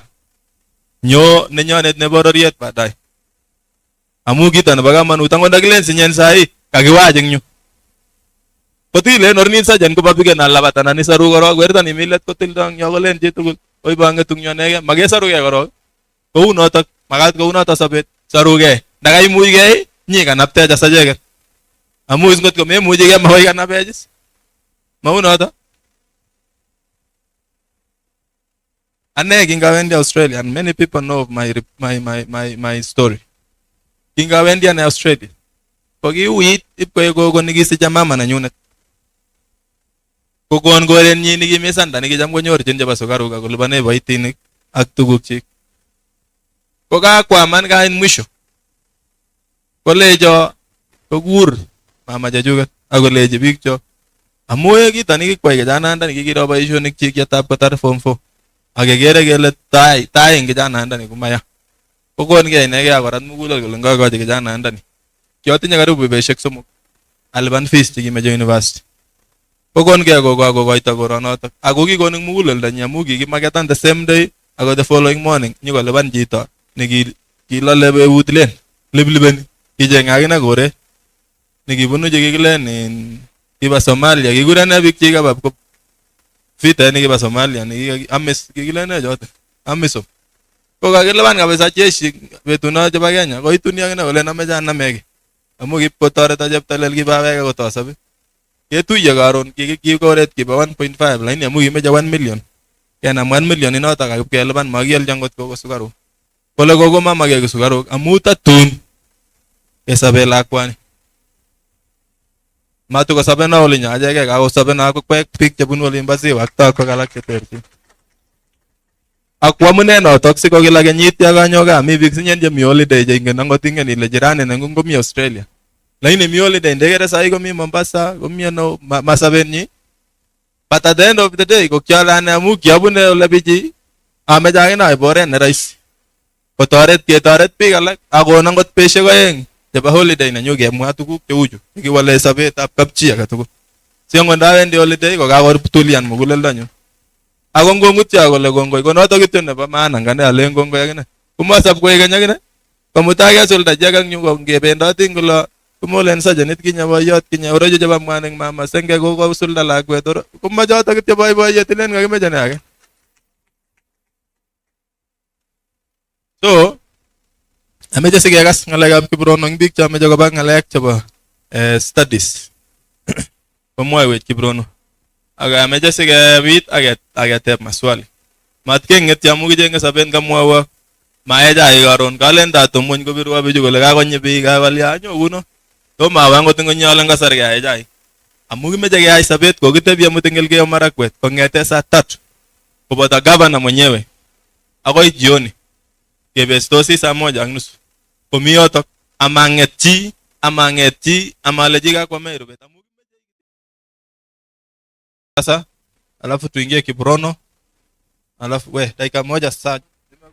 I forgot something important. Unaweza sahau ID kweli? For those who want to study in Australia, our partners there, universities, all the courses they offer immediately after graduation, you qualify to work in Australia. So at the Kokorom. Chumbechu ko mayeka komele nejinano. Mejinano.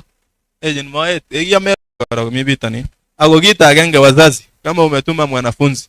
Make sure you follow up. Make sure that they send you ile kitu inaitwa report ya shule. Wakimfunga tu shule hivi ambia shule results zilikuwa namna gani. Changla go watoto wengi sana wakifika semester moja ile fees tu peke yake yenye walilipa nyumbani.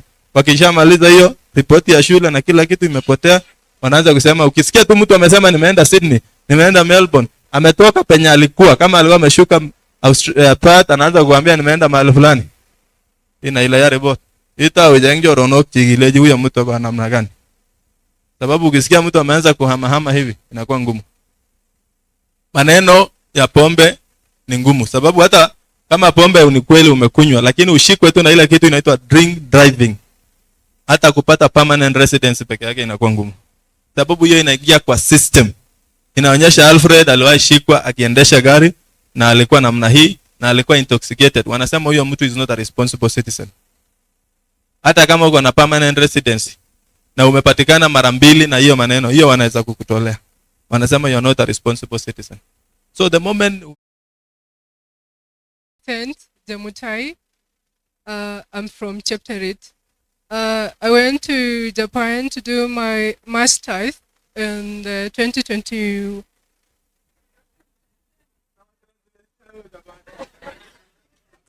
Okay, ngatiam, lakini oyano kityo Anjoli.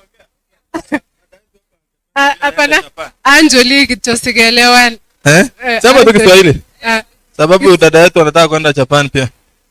Okay, so nilienda Japan kufanya masters in 2021 na nilirudi 2023 on April. So I was to continue with my PhD, but I said let me come back to strategize the future. So just something I wanted to say is there are many opportunities there. In fact, when I was in school, when I was in laboratory, because I did medical science, the companies used to call me, like 3 companies, and the managers wananiambia kuja tusaidie, kazi ni nyingi, nobody is there. Like where I was working part-time, we were very few. So what I wanted to tell you is there are opportunities out there. That is just us to work hard. So I went through a scholarship because Cambridge gave me a scholarship. So whoever wants a scholarship or anything to do with Japan, please feel free to ask me, even how to apply for the passport, for the visa, how to get the opportunities there, and even how to travel there. I'm willing to guide you. And last...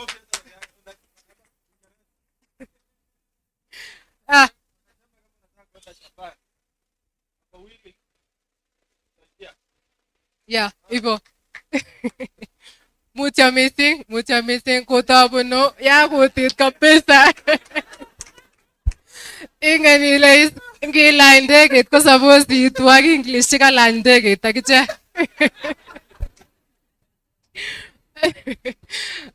Kongoi big chage. Another advice nakamaja moyo is that chang opportunities man chang. One limitation about Japan is that you need to know Japanese language for you to work there. Like uisabena kinga we say konnichiwa. That is how we greeting. Again, like thank you, we say arigato gozaimasu. Yeah.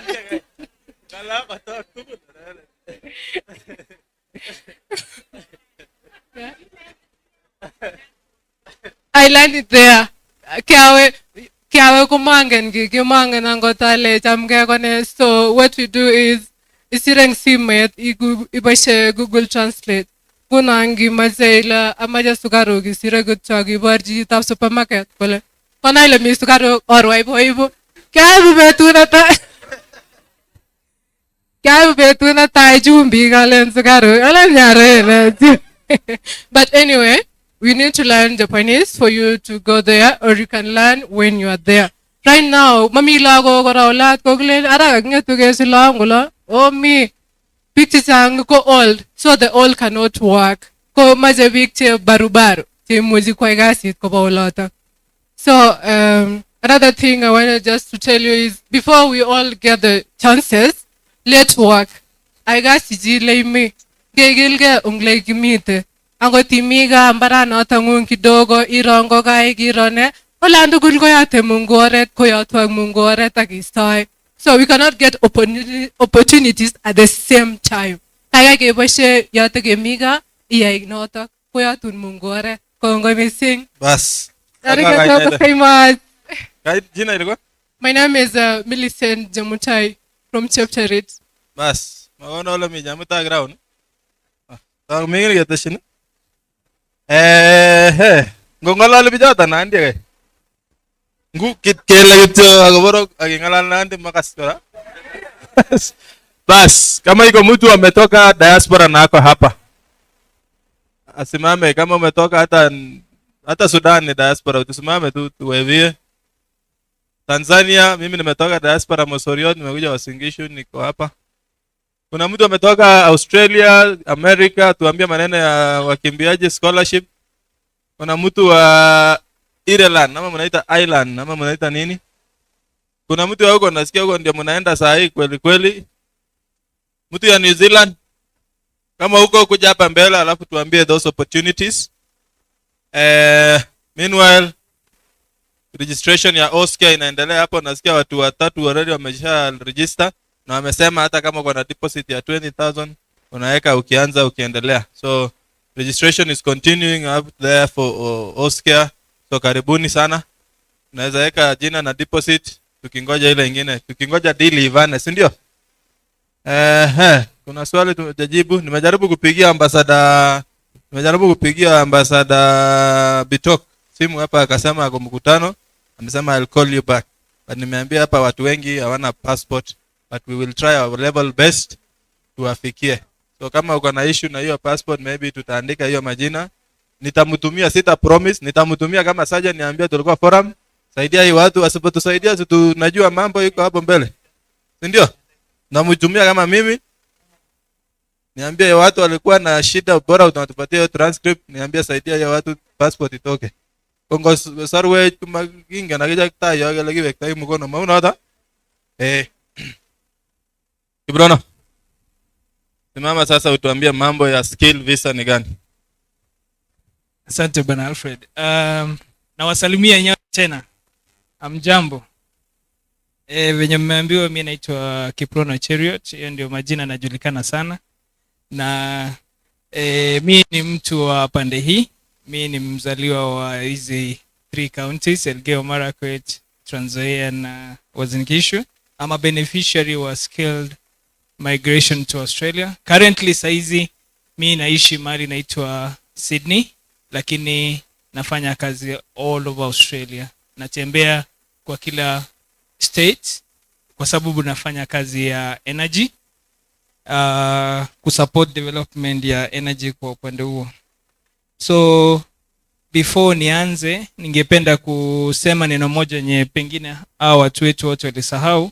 If you're an aspiring student and you are looking to go to Australia, number one thing that I normally advise anyone is please get your genuine driver's license, Kenyan license. Kazi nyingi hii mnaona house wanawafunza ama mtenda kutumia kuhustle pande hule, mara nyingi unapewa kazi nye ziko kwa suburbs. These suburbs ni very difficult to connect between your residence and where you're working. Australia, most of the towns or cities has poor network of public transport and train network. So you don't want to be caught. And sometimes kama mahali kama Sydney, kutoka Newcastle mpaka Sydney, train inaisha saa 4 usiku. So ikiwa uko na shift nye inaisha saa 4 usiku na uko Newcastle, kurudi back to Sydney will be a big problem. You'll spend the night on the streets, or you'll depend a friend to come and pick you up. Everyone, time is very limited. No one is going to be there to support you. So very, very important, your driver's license, have it, learn how to drive well here, so that when you come over there, it's just to learn the rules of the country, because the rules are different. Rules zetu hapa Kenya, na nduthi zetu kwa streets, is different from the other side. So please note that one, driver's license. So kuna maswali nye iliulizwa hapo, lakini nitaenda tu through the whole system how it works, then through the process all those questions will be answered, in addition to what the sister was here before alikuwa mention. So why Australia? Why not? For me, this is my story. Why not? Why did I not choose Canada, or why did I decide to go to Australia. So the first thing I started in 2014, Nilianza Express Entry Systems, which our sister here is already running it, and is, I believe, he's taken some few candidates through Canada through skilled visa system for Canada, which is similar to Australian one. But for me, there is something that I learned, and this is why I'm coming back through Alfred and the rest of the stakeholders to come back to you to explain why some things you need to really think very critically. Canada allows you to go to Canada via express entry and federal skilled worker program, but once you go there, they don't recognize our papers. You have to start afresh. So kama ulikuwa mwalimu hapa, umefunza 3 years, uende Canada with the same, yes, you'll get the visa, you'll get the residency. Once you're in Australia, Canada, you have to start afresh. So for me, na miaka ilikuwa pia imeendaenda, singeweza kuanza fresh. So I was looking for a country that is gonna give me an opportunity to leverage what I already learned in school and continue from that point going forward. Melewa. So if you want to go to Canada, it's fine, okay, you are young, you can still restart afresh. Some of us, we can do that. Go to Canada, it's open. And not only Canada and Australia, I was also in Germany at some point during my work, which I was doing here in Kenya, and I had already started another process in Germany, but because of language, because of some other things, including how well I adapt to various environments, and this is also a challenge to you, Germany was not my point, because some of us coming from Uasin Gishu, Trans Nzoia, Elgeyo, Nandi, we love ugali. And in Germany, ugali is another thing. So, tusiangalie tu Germany ama Canada and Australia, kuna countries kama Turkey, Korea. Those are 2 countries which I have friends who are teaching now English. So see, limit your space now that we have issues with visa rejections and stuff like that. Also consider Korea, Turkey, and Japan as our sister has mentioned. So in terms of how the process works, I did it myself na nilifanya nikipotea potea. Kwa hiyo wakati nilipotea potea, I lost a lot of time. And that's also one of the motivating factors why I'm coming in today, so that I can encourage those people who are looking forward to go into that direction. So that usipote kama mimi, you waste more time, and this system ya skill visa ni time dependent. Why? It's a point-based system, and you're given points according to your age and some other factors which I'm going to discuss shortly.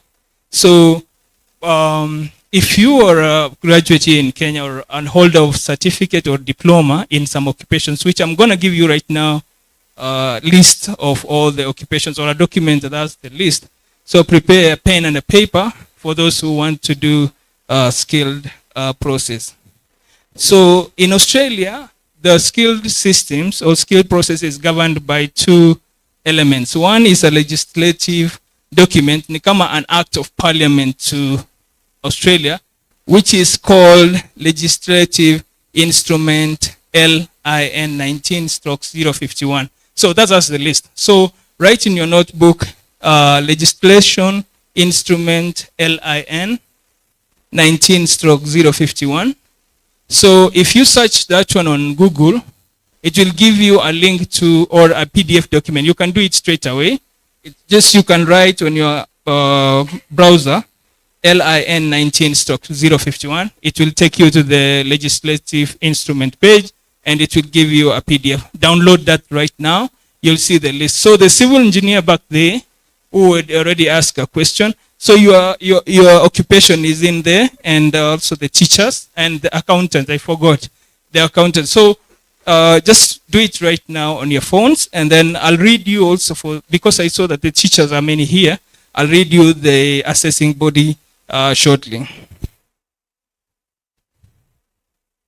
So somebody asked on teachers and curriculum. Curriculum is different, and you can never be, you cannot choose what you learned in Kenya, but the thing that gives you the platform together is being a student, learning and graduating means you can learn anything and teach the same thing. So don't limit yourself in terms of curriculum.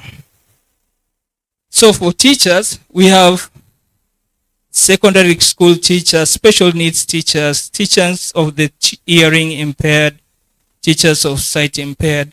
All these are assessed by a body called AITSL. It's in that document. You'll go and revise it through. So please note that one. So how is the skilled process governed on managed, or what are the steps? So the first step is you need to do an English test. And for this English test, you need to do the IELTS. We have schools or training centers here in Eldoret, which have really given us a summary of what they do. Please touch base with them, get good score on English. At least, I always encourage aim for 7 and above for most of the occupations. But for nurses, teachers, you need to aim at 7 and 8. There's no question about that. So the first step I've said, step number 1 is English test. You need to do that. Number 2, you need to do skills assessment. You need to do, why? Skills assessment ni ile ku benchmark ama ku compare Kenyan credentials and Australian credentials. So what we are doing basically is we are comparing our credentials that we are equally trained like the people who have trained in Australia. So where do you do the skills assessment? The list I've given you, that document has all the occupations. And these occupations on the right-hand side, you'll see a code and an assessing body. Go to Google again, search on the assessing body for your own individual occupations. Now learn what are the requirements. Some of the requirements in English, number of years of working experience, degree, diploma, certificate, master's, or something like that. Sorry. So, step number 3. Once you've done your English, step number 1, once you've done your skill assessment, then now you go to a site that the federal government normally manages in terms of expressions of interest. This is where you express your interest to go to Australia as a skilled immigrant. So in there, you choose which visa you want. So there are currently three skilled visas. So one of the visas is 189. This is skilled independent. This is managed by the federal government. So Australia kuna 2 types of government. One is federal, which is the whole, headed by the Prime Minister. And then we have each individual states. Each state, for example, New South Wales has its own government. Victoria, WA, where our brother is, has its own government, managing its own also government inside. So, and for each individual state, they've got a program called Visa Subclass 190, where you are nominated by individual states. So I've said we have 3 visas. One is 189, independent. This you can be selected by the federal government. They will select you and you can go anywhere. 190 by state government. So the government that nominates you is the one that you will go there. So in most states, you need to spend at least 2 years once you land in Australia. 190.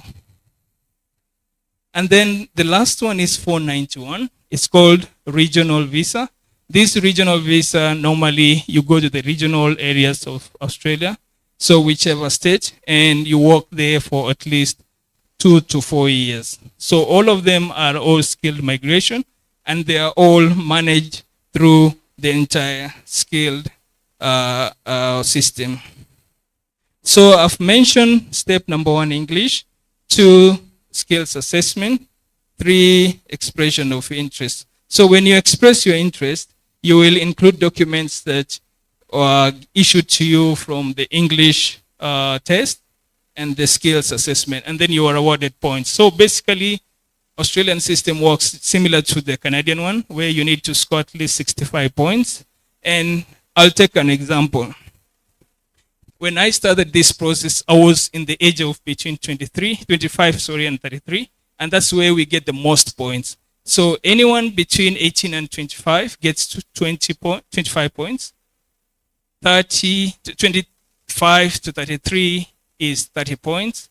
Then you start losing points as you go towards 44. So the maximum or the prime time to get points is between 25 and 33. So if you are in between that age bracket, please rush and do it as soon as possible. So, and also you get points on your skills assessment. You get 10 or 15, depending if it's a diploma or a degree. You get points on years of experience in Australia and in Kenya. I encourage people who are doing skills assessment, do it at least if you have 2 years of experience. The third one, you get points on your spouse. So let's say, for example, you're immigrating your spouse and your spouse has the same level of English as yourself, you'll get 10 points.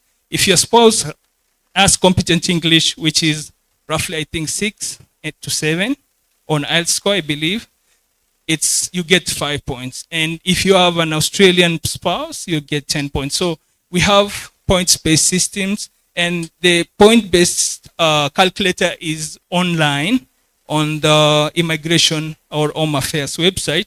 So you can write that one down also, so that you can go and check for yourself. It's IMMI, that's I.homeaffairs.gov.au. I'll repeat. IMMI, that's IMMI.homeaffairs.gov.au. So that's how they manage. So once you get invited on skills, expression of interest website, or get nominated by the state, that's when you apply for your visa, go and do your medicals in IOM Nairobi, and then you wait for your grant. So basically, it's a shorter start, but each and every item has lots of preparation in it. And if we start talking about it now, it has chukua a week to go through each individual. So this session should give you a guideline so that you yourself also can go and do further research on your own. The reason why I'm really encouraging you as a person is because it's hard to get MARA registered immigration agent in Kenya today, and those who are available are really expensive, and you may not want to go that direction. And huwezi taka kupotea kama vile nilipotea, right?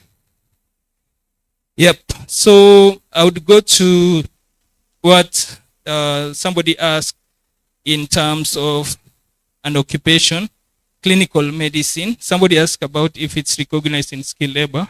If you are doing medical, clinical medicine, which you are issued by the KMTC, and this goes also to most of the occupations which we're doing in KMTC, including diploma in nursing, Australia doesn't recognize that. Some states you'll go as a enrolled nurse, for example, WA and South Australia, but the rest of the states you will go in to do first your bachelor's. But anyone who has done bachelor's can transition directly and do skilled migration in most of the certified universities in Kenya. On clinical medicine, if you have done clinical physician, that's you are eligible. Only clinical physicians. Clinical physicians are degree holders. And then I mentioned on civil engineers, accountants, and teachers. Only one thing to note on accountants, it's a highly competitive field. A lot of people from Southeast Asia are on it, and they're scoring points beyond 100. And mostly you find us from Africa, tunakuwa na shida kidogo kufikisha hiyo 100. So be careful. Sometimes look at what you're getting yourself into.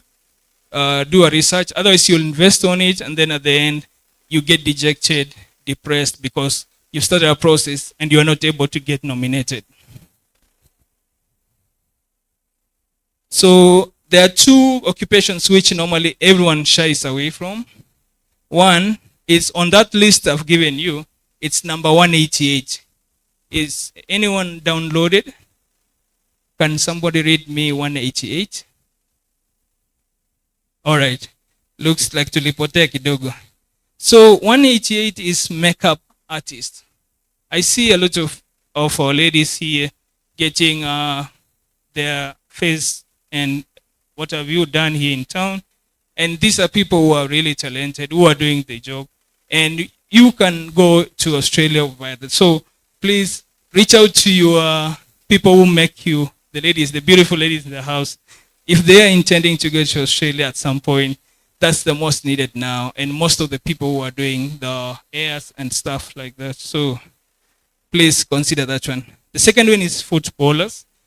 One funny thing, of all the field events and all the michezo ile tunafanya, football or a footballer has been inserted onto the skill. So anyone who is a footballer without or with an offer from another club in Australia to come and play there, you can apply independently and go as a skill. So Australia has recognized footballers as skills as electricians. So I'll just mention to you briefly some challenges that we went through when I was doing this. And like I said, I started first with the Canadian one in 2014.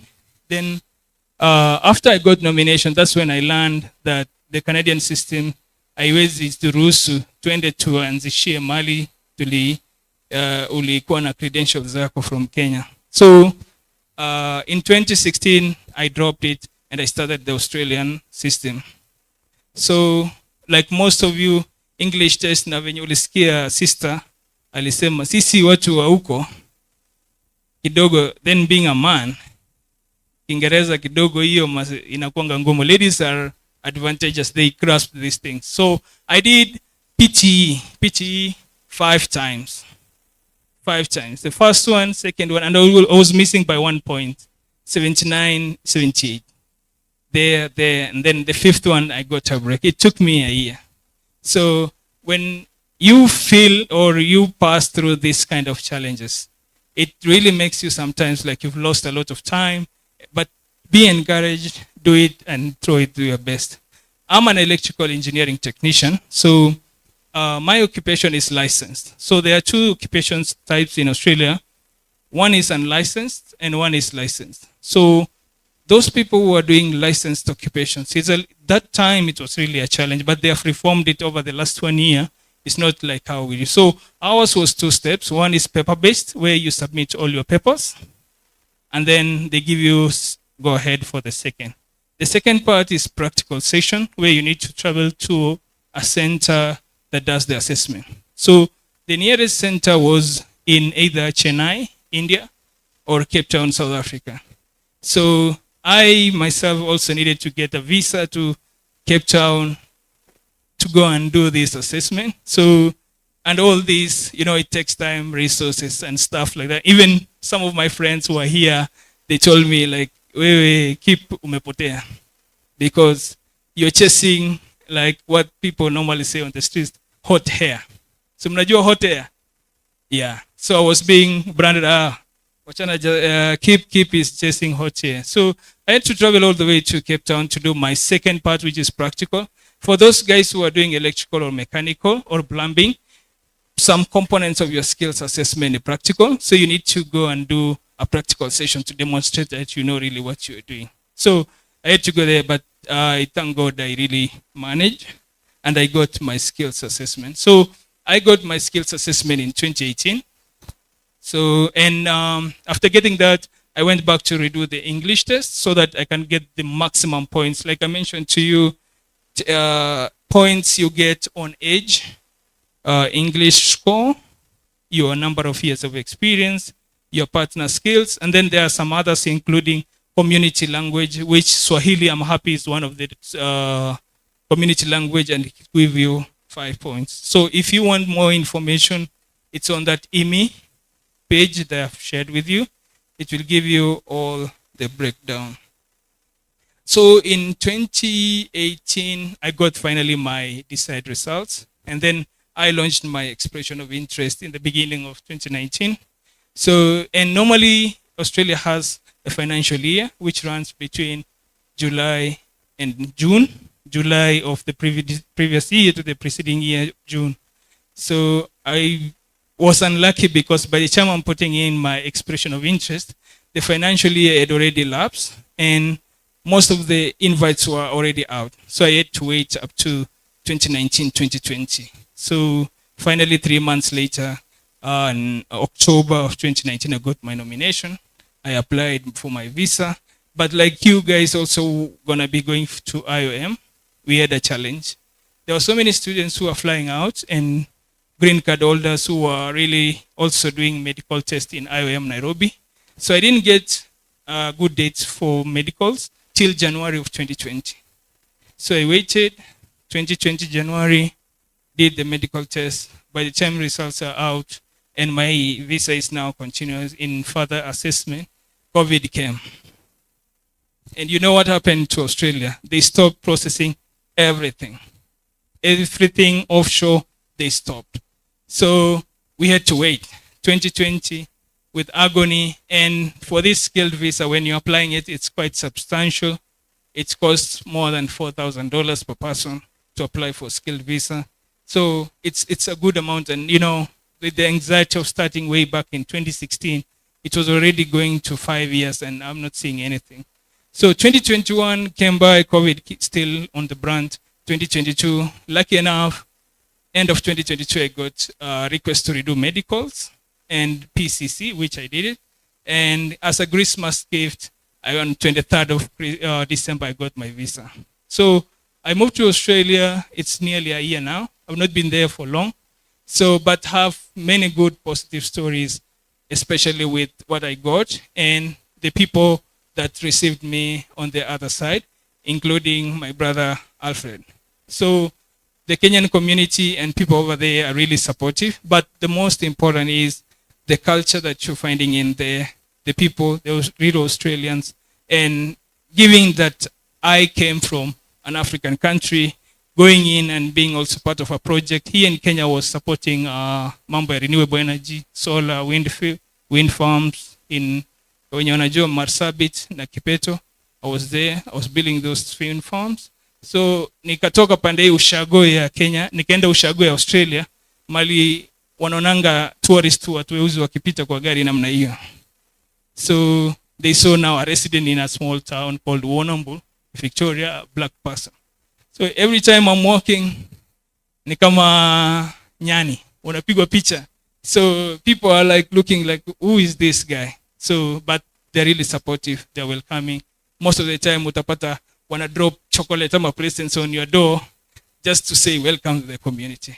So, and the students that are going there, ukiwa pata community kama hiyo, ingia pale, don't be the odd one out, be part of them and integrate into that society. It's hard, but it's not manageable. It is manageable. So for me, I'm staying in a community of only 2 Kenyans. The other Kenyan is a boxer who is doing professional boxing. He's featherweight and champion, number 1 champion in Victoria, and is number 4 in Australia, the Australia-wide. But he's coming up with another matches during this quarter of the year. It's first quarter of 2024. Probably we are wishing him the best. So na mkiwa huku, let's support our own talents, people who are doing this kind of sports out there. Na kama wewe ni sportsman, please reach out. Let's work together to see that also through also Lanson Foundation that we get opportunities out there, not only scholarship education, you can get visas kama hizi za footballers and then you go and play professional football in Australia. All right? So that's the summary. If I talk about skilled assessment, I'm so passionate about it. That's why I'm also here today. But it will take a long time. Just wanted to point out the key areas and also so that tusikuwe tunapotea, unaenda directly, you know where you're supposed to go, especially for those few guys who were here, who had asked questions earlier. So other than that, I don't think I have a lot to add on that. Do you see a ribu zaidi? But I would leave out 2 questions and then maybe Alfred, you can assist on that and then I'll answer those questions. Thank you. Bas, makofi kwa Kiprono. Kuna mtu amefika na bado anaona angehitaji kusema jambo, sababu tunamalizia kwa maswali. Wale watu ambao wako na opportunities kama umetoka ng'ambo na 1 2 3, iko mtu mahali?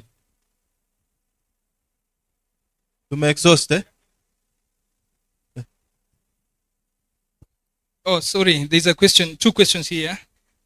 Which courses are on high priority list? The high priority list, as it changes because Australian migration is governed by the minister. So the minister directs where we should focus on. So at the moment, at this point in time, medical fields, that's the nurses, occupational therapists. Those are on high priority list at the moment. Teachers, all teachers that are on that list, they are, if you have downloaded it, look at the teachers. I think it's on group 76. Look on page 11. No, yeah, section 8. So go to section 8, look at from 75, from early childhood education all the way down. All those occupations are on priority list. Project managers, we are also on priority list. Electricians and ICT, not ICT, but app developers, system analysts. Those are the key areas that you need to look at. Those are the ones that are on the priority list. But the priority list does not define everything that you, if you put in your application today, you won't get it. You will get it. So please put in there. Why am I saying that?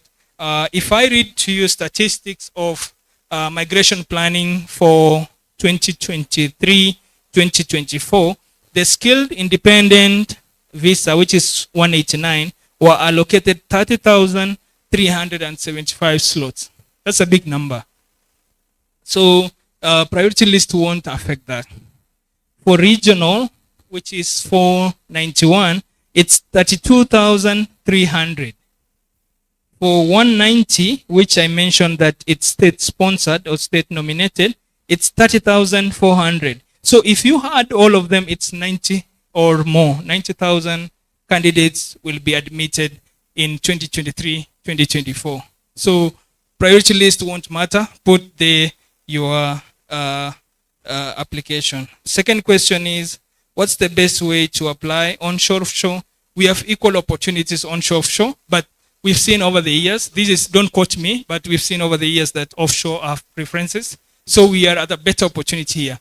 But I also have statistics offline, which I confirm that between 2021 and today, and 31st of December, 2023, 3,000 Kenyans were confirmed from students or postgraduates to skilled visa. So we have equal opportunities, both sides, on the other side and this side. But it's always safe to do it back here if I were to advise you, if you are in that age band, right? So those are the two questions I got. If you have more questions, please shoot it up.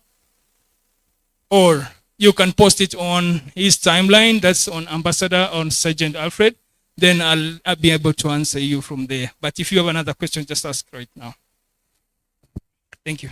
Bas, asante sana Kibrono. Thank you very much for your time and also giving us the detailed information. If you have a paper like this, andika kitu pitisha hivi tutasoma quickly yenye tutapata, but I'll give a chance to maybe 2-3 people to ask questions. There is a mother who came here and said there is an agent around here, Eldoret here, and I promise watu ati unalipa 75,000, sijui kuna 10,000 vacancies Australia. Wewe umeisikia vitu kama hiyo? Usidanganywe jameni. Usigongwe kesho kuja ulia. Hakuna kitu unaweza lipa 75,000 ya Australia ati uende ufanye kazi. Sasa usifanyiwe biashara. Hiyo mimi nakwambia for free. Even without checking. There is a process to follow when it's going to Australia. No one will tell you sijui anatafuta watu wawili watatu sijui ya kulima shamba ama wapi. That one usidanganywe. Number 2 is that, as Kibrono said, there are only 3 steps. Apart from doing your English, na yenye tumepewa sahi na watu wa kupatiana English hapa offers, there is that point of having assessment for your skill visa. It is assessment. Once you get a positive result, you have ile inaitwa invitation. If you go through the state, it is the best because you get something inaitwa 190 visa. After that, ni kufanya sasa process ile ya kulipa the fees. Ile ingine. The same process ile unafanya ni kama pia ile ya mwanafunzi, sababu pesa ile unalipa, hii process ni 3 steps.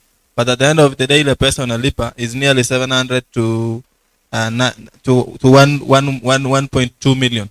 but hiyo unakuja fully sasa kama mtu umepata ile kitu inaitwa Medicare card. You know, one of the most expensive thing in Australia is healthcare.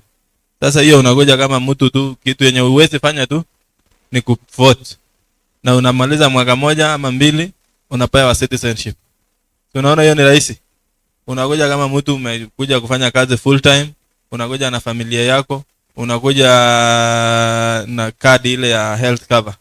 That is why one of other reasons that we want to also stress is that when you are doing your visa application, there is the part that you have to pay for your health cover, because it is very important. At the end of the day, if anything happens, kulala tu hospitali moja is nearly $2,000. So you have at least to have an health cover before coming to Australia. Make that as an effort. It is a requirement, and it is something that you need to do before coming. There is something that came up when you were talking Kiprono, but I think eventually that one tutaendelea kusema. Kuna mtu ako na swali. We will take about 4 questions. So I got one question as we wait for the next one. So somebody has been receiving emails from EMI Australia to do eligibility assessment through the links. Is it legit? EMI Australia is an agency as well. Is it just an agent? They are not the Australian government or anything to do with it. I tried before. Part of the ile niliwaambia nilipotea is part of this nearly bump into agents around. And I'm not really putting it negatively on agents. It was me seeking information. So EMI Australia is another agent, and they have a very good website similar to Home Affairs website. So be careful there. So the only legitimate Australian Home Affairs website is EMI. That's IMMI, homeaffairs.gov.au.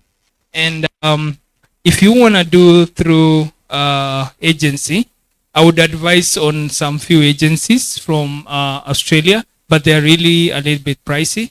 So these are people who have really spoken to them, but I can't really promise if they'll deliver it to you. So I'd also post the same onto Alfred's wall. I'll share with him, and then it's your call. But try to see that EMI Australia is not in any way doing any skills assessment or eligibility test. They're just in there. They'll tell you to pay $160 for that.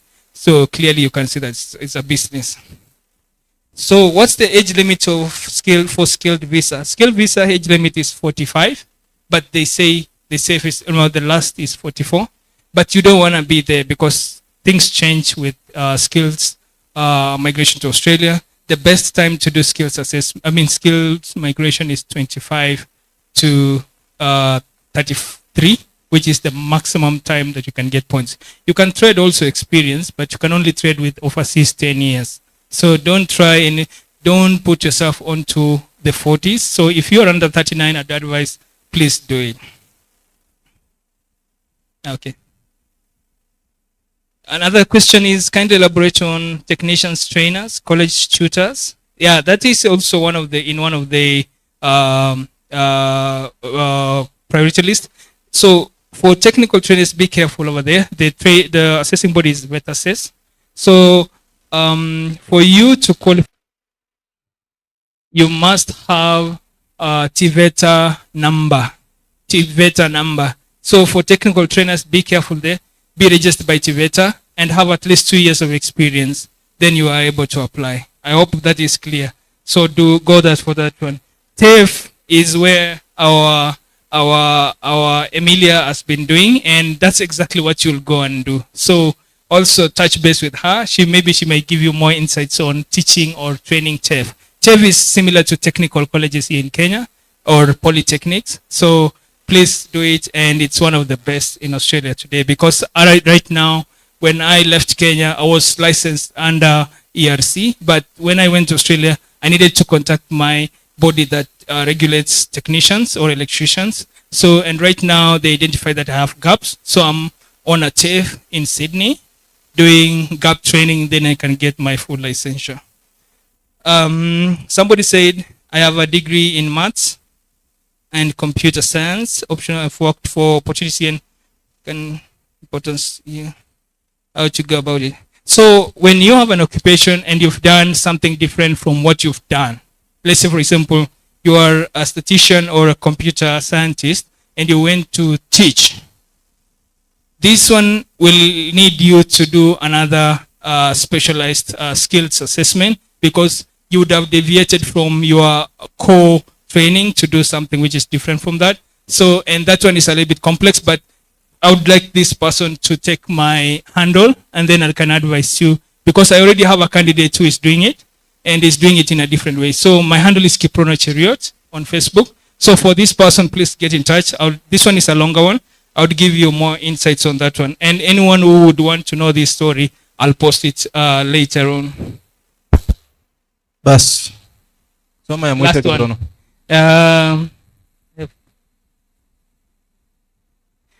If you are a recent graduate, you don't have any experience. Unfortunately, Engineers Australia, for example, this person was done mining and engineering. Mining and you've done mining engineering. Engineers Australia are very strict. They need at least 5 years of experience for mining engineers or electrical engineers.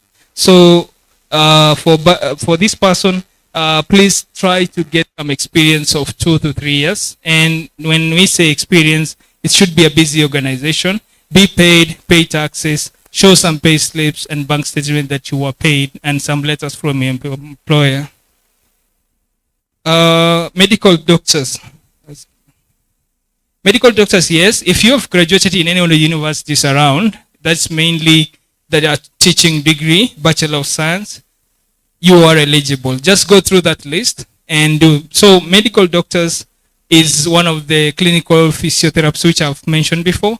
Is that group. It's in the same group of occupations. So please just go to that list I've provided before. The list is legislative instrument LIN 19/051. You'll get your assessing body there. Contact them. They'll give you more guidance. And for this case, anyone who is intending to do skills assessment, please contact your body before doing the actual skills assessment. Ask them, these are my qualifications. This is my experience. Please guide me to do skills assessment with you because you are listed as the body on immigration department. They'll respond to you. They'll give you a case handler who will take you from step to step. All right. So for this medical person, medical doctor, please do that because medical is also one of the critical areas that you need not to skip a part of it. Otherwise you'll get a failed skills assessment. So Kiprono. Wengine atakuja kukupata hapo nje. Sawa. Tumeshukuru sana. But wacha niulize swali kabla tutoke. Uliingia hapa ndani, napatia kila mtu, I'll give everyone 1 minute for you to give your handles, where to meet, and if anyone wants to meet anyone here, tukimaliza you feel free kukuja kupatana sasa. If you want to register with Oscar, it is happening out there. If you want to register to start process, kutana na Stella. And if you want anything, any other questions, utakutana Kiprono hapo kando ya tent.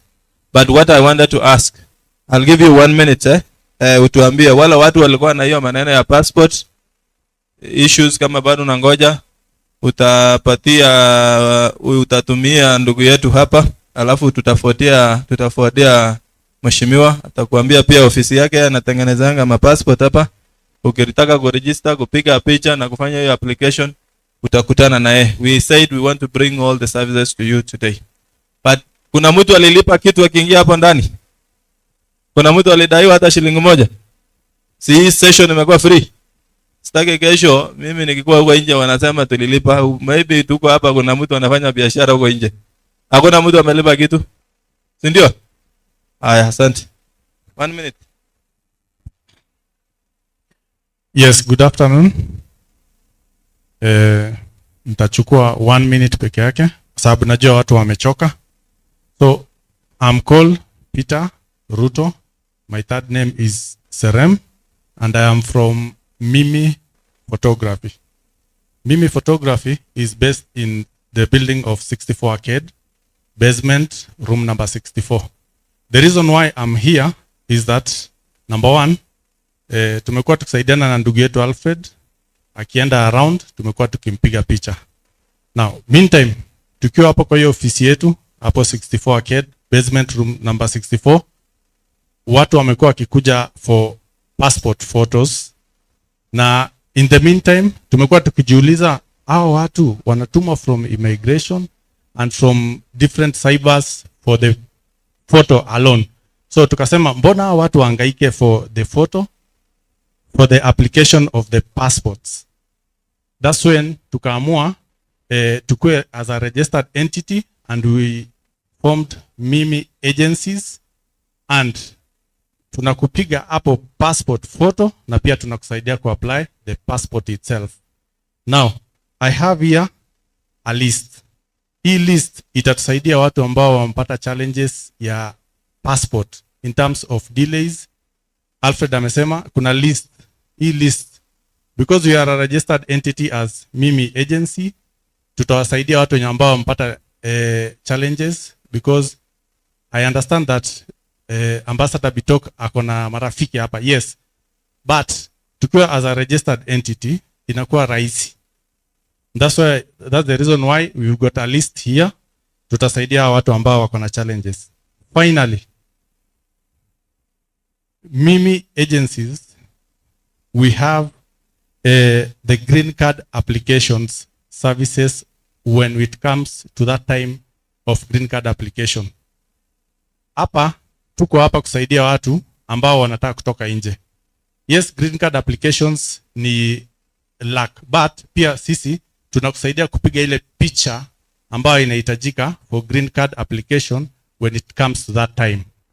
And when you want to get us, you can meet us at in the 64 Arcade basement, room number 64. Thank you.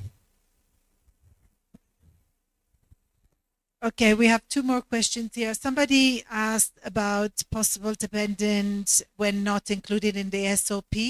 We can't answer that. We need more information. So come directly to Stella when we're finished and we can answer that for you. And the last one is about the Schengen visa. Schengen visa is for Europe and it's a visiting visa and includes a few countries. So it's a tourist visa. So that's not something that we are doing, yeah? So Schengen visa is a tourist visa for certain countries in Europe.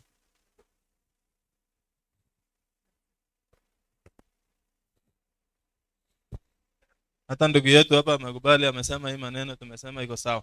Siko sawa? Tuseme tu moja hiyo ya haya Stella.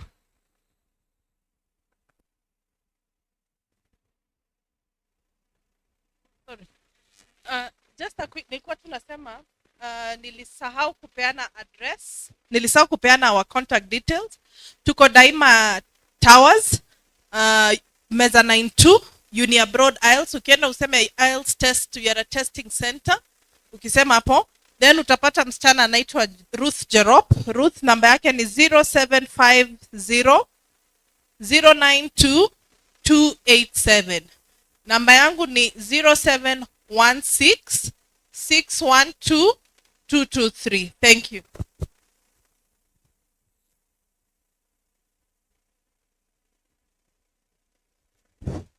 Wewe Peter, ambia watu yako utakutana hapo nje. Unaanza kuniuliza namba yako na sina.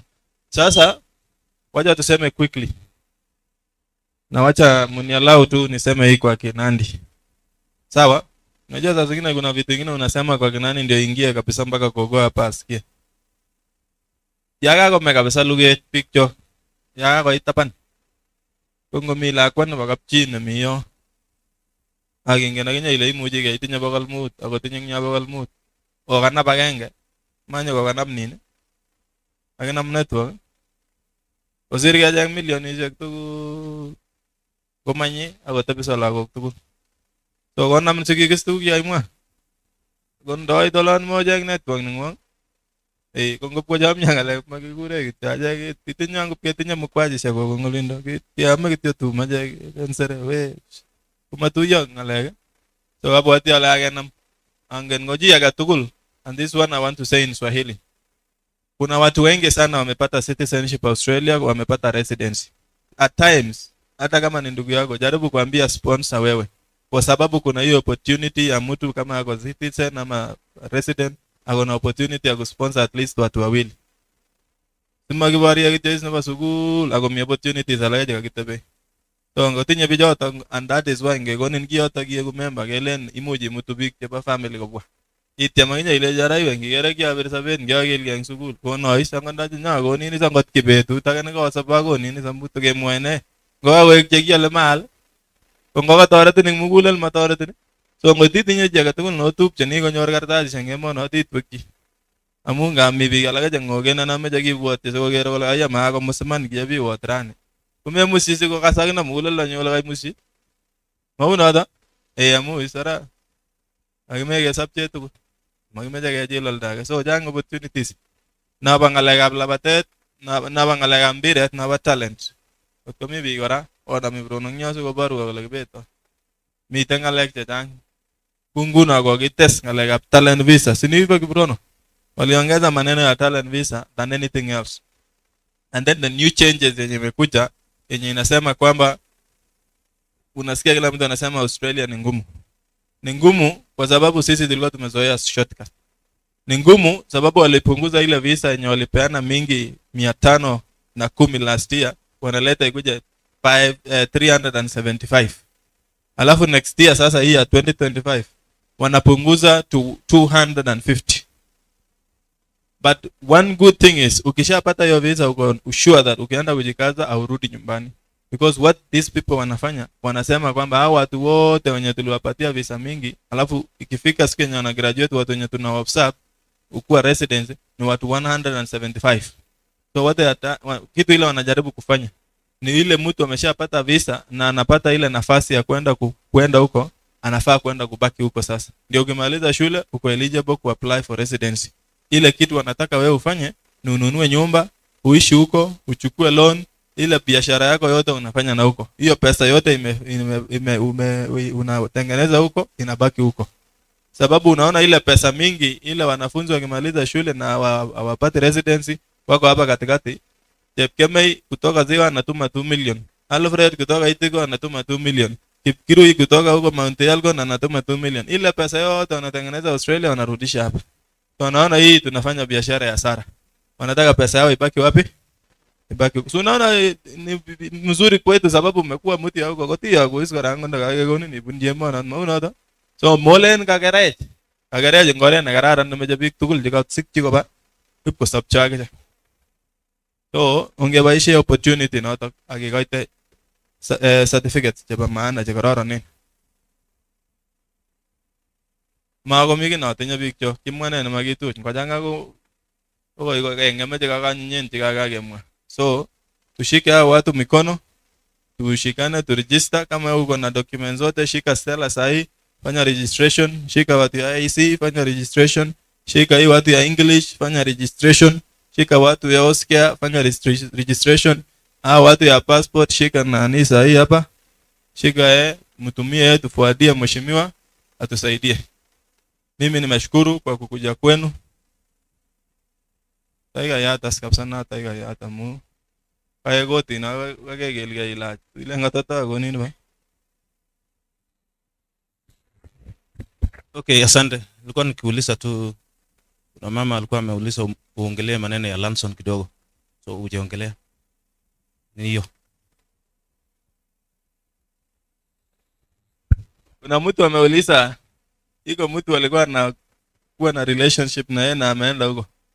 Immigrant unasagra? Sasa na mjoki. So kuna hii pia ya inaitwa dependent visa.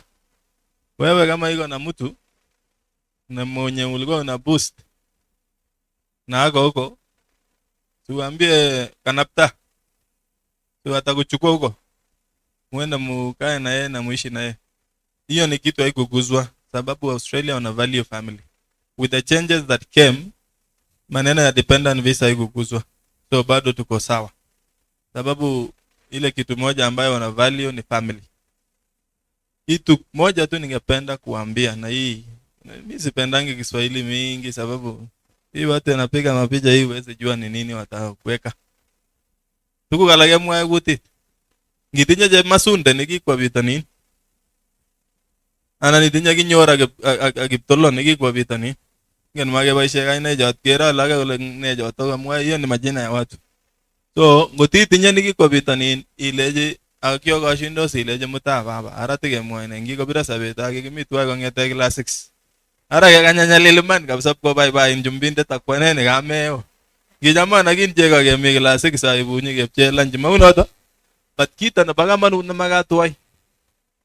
Koya mi olin ako mi oli. Angot ndamwachomdosi angot ndamugulel nangu. Unajua kuna dry men hawezi sema I love you kabisa hata uende wapi.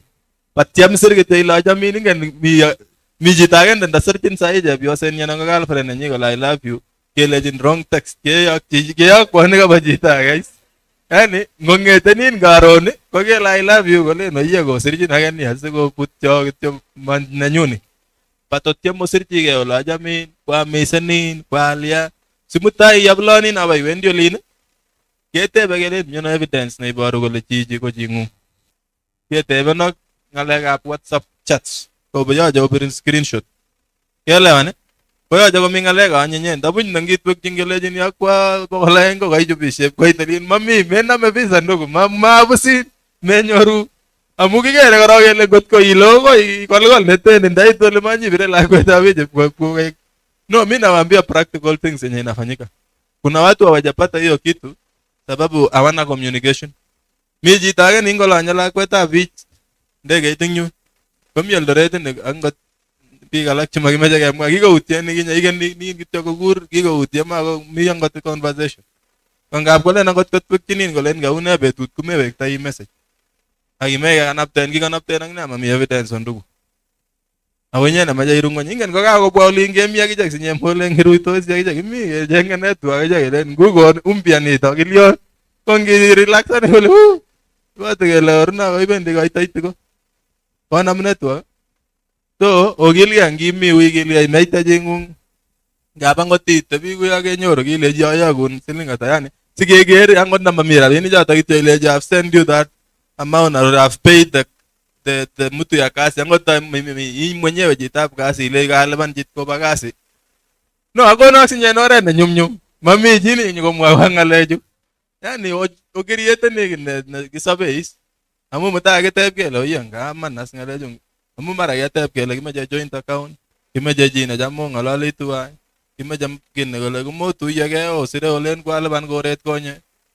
Osiri kongoin kochobe tuk chotok kakiteb ing yun kolen koret konye koboru man conversation kole kokakiyokten ipilipan koret amu mekesopche inendet amu meche osopche kamwaiwok ng'al cheu cho sikotoreton sinibo akikwek biik cho ngobe bitonin we lagochu so momete ngotit kemei baki mokanye pkobaibak chumbek ait amu melen bichotok chi nematinye culture sinyeni nemameche makoi kosirgei mami kele ngekur senge ingen bichotis mami senge nanye kotuyo bich kelen nake nyikomoi ng'al kole ngokakosirgei kityo koitu text nebo ertanik chomi tuwai kolen hai kelechin kacham itinye network ala iwechigei inyalilat anyun akimi kijanayat netekisan nebo kapchi nekikenin so omutu biikab kaa kikwek kidogo oleji simotachechis makitachech akichek kelen kikwau nemakoboumete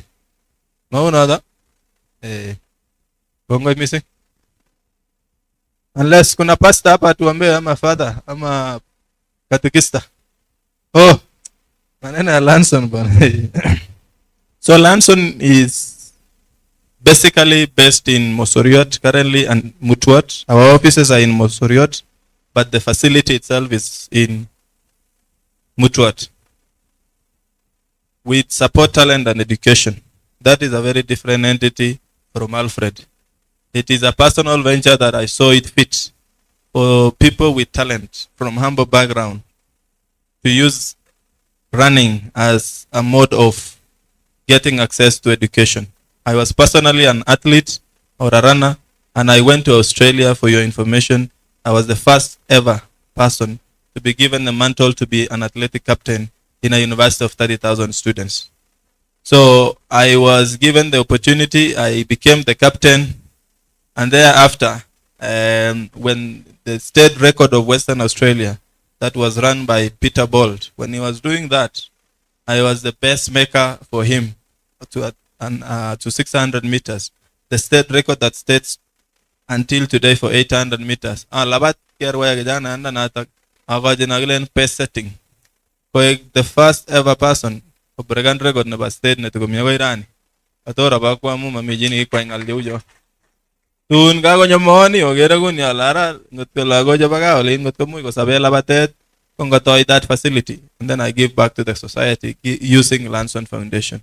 And through friends and even strangers who've known me online, they have supported me through. We've built a facility now that we have a capacity of 20 capacity people who can stay there and run and train and get opportunities outside. We spent nearly 6 million shillings to build the facility, and it is up and running. Now we are doing registration, but our focus or our threshold is people from humble background. The best student last year from Koserai High School, best academically in not last year, the 2022 results for KCP, who was leading in Koserai High School, was our beneficiary. That we tulimshika mkono kuanzia form 1 mpaka form 4. Maona mnetu wakatora waje mu gogo sabla kwana atakengaloli kuno. Kigenyoru biga yeng chikikoba America through scholarship nebo that facility, and now we are creating awareness. We are going out now to friends and partners so that we have many people joining us and having many beneficiaries that we support. But we support people from humble background who got talent to go to school. We partner with Kosirai High School, Chapter 8 Girls, and Itigo Girls. So for anyone who is here who has supported us, nasema asante sana.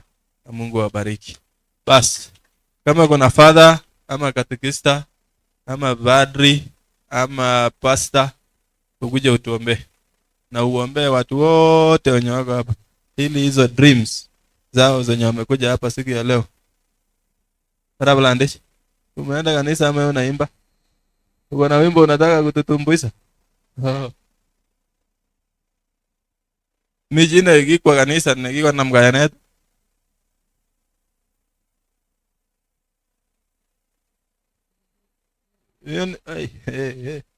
Hiyo ni raia kama mimi jamani. Kuna mtu ya kanisa hapa? Ama Muislamu? Mwalimu wa dini? Uko? Maita jabaje tu. Wewe ni pastor? Haja. Ani mami pastor yake moja kwa vitarini. Ana kwa sababu yake moja kwa vitarini. Haraka ya sasa kwa bora mu gasingu. Nani anaweza tuombea Stella sababu? Bas ama samurana ni ba ibano. Iba mosorio. Bongo nyuna Mungu iteleli ya mosorio. So tunataka kushukuru dada wetu hapa ako wapi? Ule mwenye alikuwa anafanya simama hapa. Tunataka kushukuru dada wetu ambaye ametusaidia siku ya leo kufanya hii translation, ambaye ndugu yetu angekuwa anaumia sana. Jina yako ni nani? Cynthia Tarus, unatoka kaunti gani? Unatoka Baringo, based in Eldoret. Ulisomea nini? Hiyo ndio kazi yako? Watu kama hawa wanaweza enda Stella. Stella. What is sign language interpretation wanaweza enda Australia? Simuanze process ya huyu jamani tuone.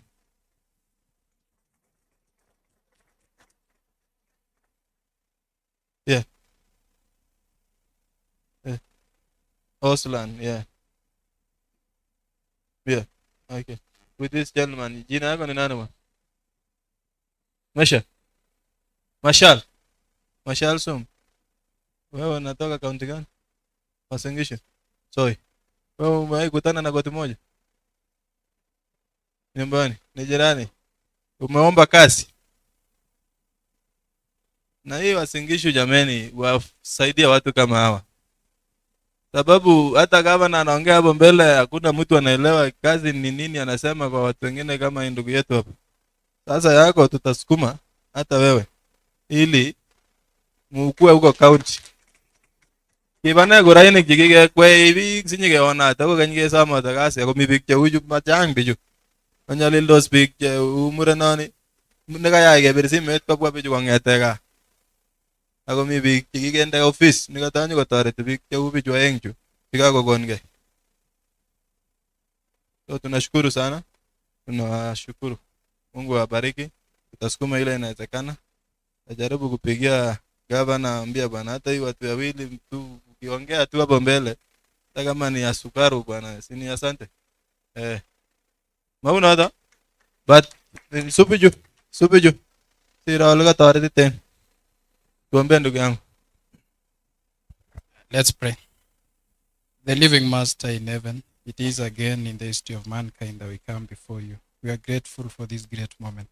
We are grateful for these great people that they come here to give us information. God, may you bless them so that when things get better for these all people, your name will be glorified.